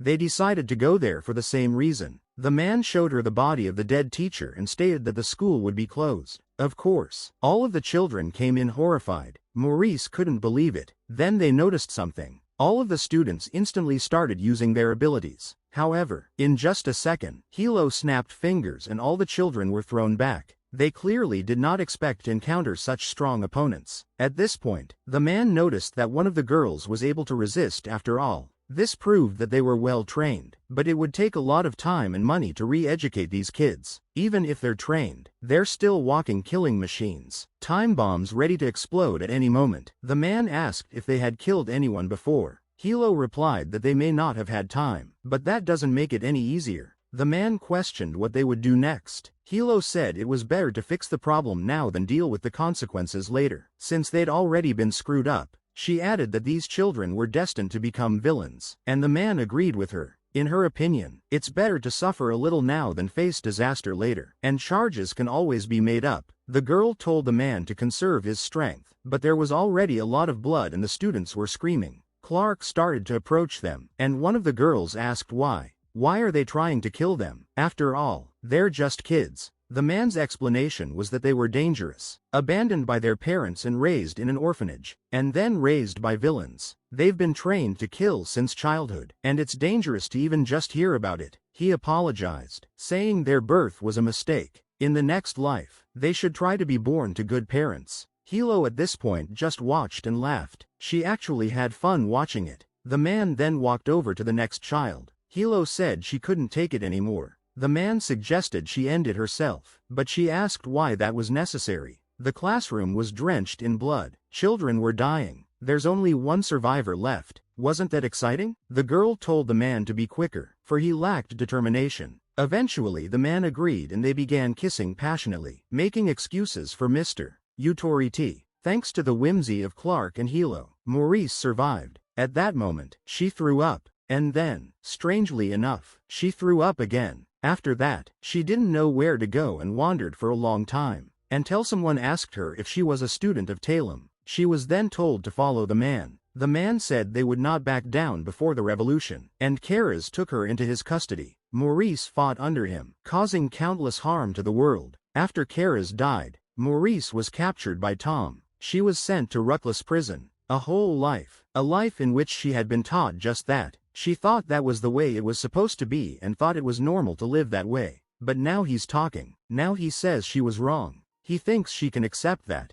She recalled someone turning to her. Shinku appeared right in front of her, and she said she wasn't the problem. The problem is this world, which will change when she becomes queen. Shinku asked if Maurice would become her servant. The girl asked the man to answer her. The kids were still very scared. She remembered Uteretti's words, and those two heroes. Wasn't she really supposed to be born? The man said there are no people who should not have been born. She's been through a real horror. He realizes that, but that doesn't absolve her of responsibility for her sins. She made too many mistakes. He will go with her to soothe her childish soul, and at the same time hold her accountable for her actions. And now he had one last request. Can she close the children's eyes so they can't see it? That's the only thing he asks. But for some reason it pissed the girl off, and she told him to shut up. The man turned to the children with a smile and told them to turn away. Lastly, he said he was honored to teach them. Then the children turned around in horror, and the girl began to execute the man. However, after a while, the man noticed that the girl in front of him began to literally dissolve. He didn't realize what was going on. Then she said he shouldn't follow her. She knew she was wrong.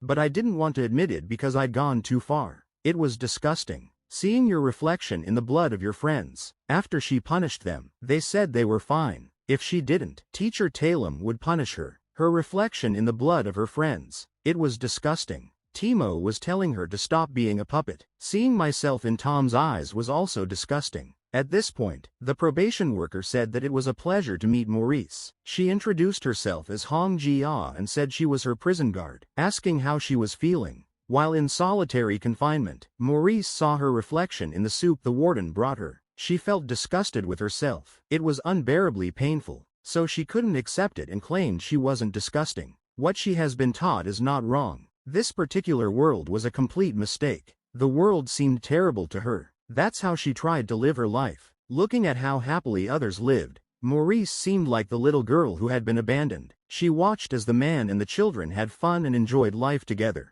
At this point, the mirrors began to shatter. Truly, her life was disgusting, and she recognized it herself. The children ran to the teacher while the man watched the girl. Seo Gang Yu and Kingston meanwhile continued to fight. Seo Gang Yu attacked Kingston. After that, there was an explosion. The man asked the guy what the reason for his anger was. Is it because he couldn't kill the enemy? Or is it about the girl? Or was it the girl? Doesn't he think these problems wouldn't have arisen if he were strong enough? Seo Gang Yu was furious and ordered the man to shut up. The man replied that being angry with him would not help. If he doesn't get stronger, he won't be able to kill these two. The problem lies within him. If he was stronger, he could just ignore the man and finish that girl off. His anger is just a stage of denial. Isn't he angry at himself for his weakness? The man added that being angry at himself is admitting to being weak, and that's a hell of a thing to do. But he's going to have to do it. Recognizing weakness is the key to moving forward. This is the only way he will be able to achieve the desired goal. The man repeated his question.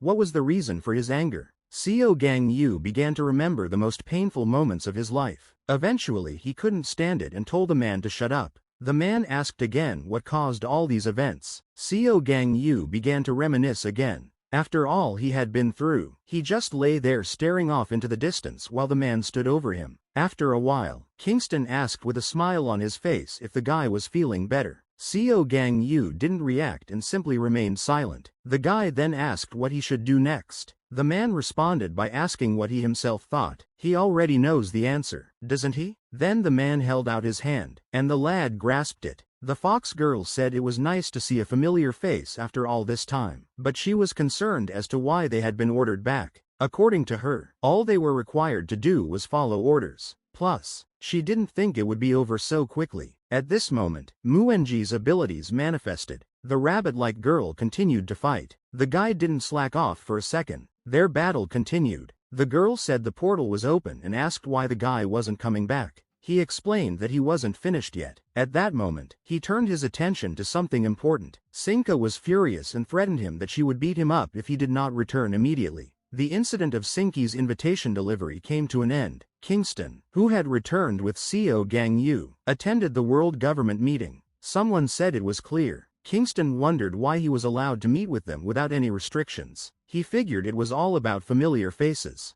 At that moment, the chief of defense and the second man beside him said they hadn't seen each other in a while and asked how he was doing. Kingston replied that they were high up. What greedy people they were, but it was not for him to tell them that. The president began to ask. He asked Kingston why on earth he had called this meeting. Kingston asked if he was their president. He looks pretty young. Let her just not think that he had come here for some discussion. Let them consider it a one-sided announcement. From now on, Seo Gang Yu had become his disciple, so let them not think of getting in their way. That was the end of it. After saying that, Kingston left. Bazit moved that the others vote in favor of Kingston's motion. Those against were Rum, Buddha, Guerra, Inahai, and only Utori was in favor. As always, El Hedo was neutral. Utori said, "How pathetic they all are. Why are they voting against it? A man of overwhelming power has volunteered to help him and is unwilling to give up the opportunity." especially Room. He certainly doesn't understand her decision either. She explained that a criminal remains a criminal. There is nothing to discuss here, and she is uncomfortable even with the fact that the government has agreed to this meeting. Honestly, the man has no words.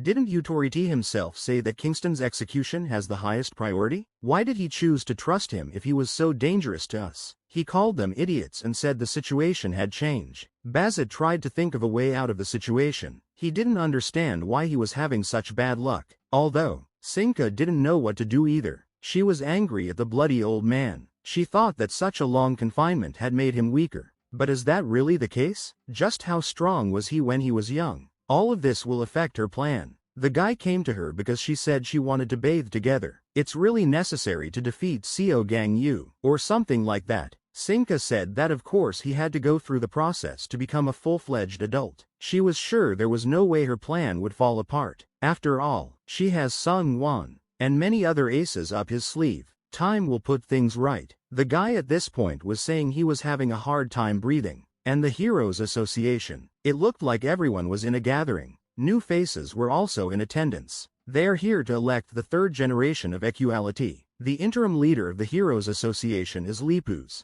The girl said they would start the meeting. The selection of the equality goes as follows.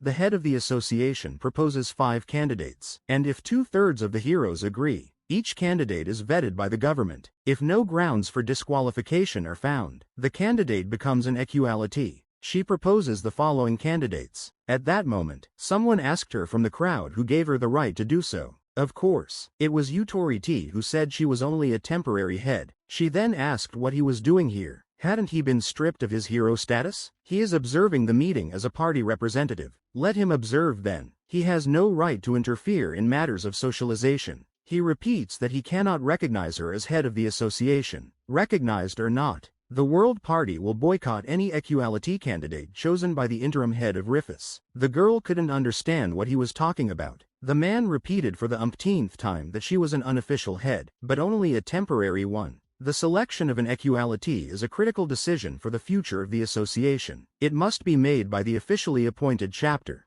not a temporary one like her. The girl became furious and asked if he even understood the situation. They should choose equality as soon as possible to get out of the crisis. A man asked what it meant to get out of a crisis. Funny to hear her say that. So, Rifus, what was she doing in Portugal? She didn't catch the villain, but she did play with Edward. So if the cancer stays alive, it's just a game? She insisted that the protection of the civilian must come first. She also heard that the man was willing to sacrifice the children and take them hostage. So why is he making other victims? He hasn't changed a bit. Utoriti asked why he should change. It was she who should change. In his opinion, the girl was very much surprised by such an answer. But then the man said not at all. Not everyone has to change. What he did in Portugal, so what? He made a decision. When has there ever been no casualties? Of course. The girl thought he wasn't talking complete nonsense. Utoriti said she made a good point. They all sacrifice society for criminals, keeping murderers at taxpayers' expense under the guise of re-education and social responsibility. Just because those words sound beautiful. What kind of re-education? That was a load of crap. They would never change. They were scum. Let them see. The white prisoners are back and crawling to the crazy leader. They're preparing another massacre. And now she's Mago's apprentice, running the association and choosing equality. Obviously, she'll preach that heroes shouldn't kill, pretending to be righteous and noble and taking comfort in that. No one wants her to be the head of the Hero Association. She was the head, so let her stop pretending. The girl agreed with him, surprised. Did that mean that if she became an official chapter, she could continue the procedure? The man replied that this was correct. Then she had a solution after all. The girl offered a vote. Utoriti said it was a national vote, and he still agreed. But she said she didn't have time. They'll hold a vote among the heroes right here and decide by majority vote. She asked how he had such a thing. The man asked if these all heroes had not been carefully selected by Laos. The voting seems too biased. Then how does the equality selection process not go by agreement? At this moment, the man turned around and looked at everyone. Hero Society on the agenda to vote on whether they recognized the Rifus candidates. There was 48% against, 52% in favor. 2/3 agreement was not reached, and the result was rejected. The girl was very much surprised when she saw this. At this point, the man began to speak. He said expectations were not met. Looks like they need to re-elect the chapter. As Authority said, the heroes were chosen during Laos's term, so Rufus didn't see this outcome coming. The reason for this result, Authority, after the incidents at Lucullus Prison, quickly contacted all the heroes, and shared his opinion. Although initially opposed to it, in view of the circumstances, gradually agreed with his opinion, and in the end, even if they didn't agree with the ideology, many heroes accepted his offer to re-elect the head of the association. The reason was that Laos was incredibly strong and had authority. That's all Rufus was missing. Inheritance of place Laos, more fitting for another member of Equality, Co Gangu, as he chose a path involving killing prisoners. The opinion of the heroes was divided. Authority told the girl that even her colleagues doubted her. What will she do now? The girl still couldn't come to her senses. Would she hold a national vote now? There's no time. So maybe a majority vote among the heroes. But the man wasn't okay with that. Honorable Her Excellency Laos has decided that the head should be elected in a national popular vote. In cases of emergencies or disasters, the government may expedite the election. The girl was lost after all that. The man asked if she knew that anyone, even non-members, can run for head of the association. Their venerable Laos has established this rule. So, temporary chapter. What is she waiting for? Let her tell the government sooner rather than later. Let them set a date for new elections. She must fulfill her duties. Authority resigns as leader of the World Party and announces her run for the head of the Heroes Association.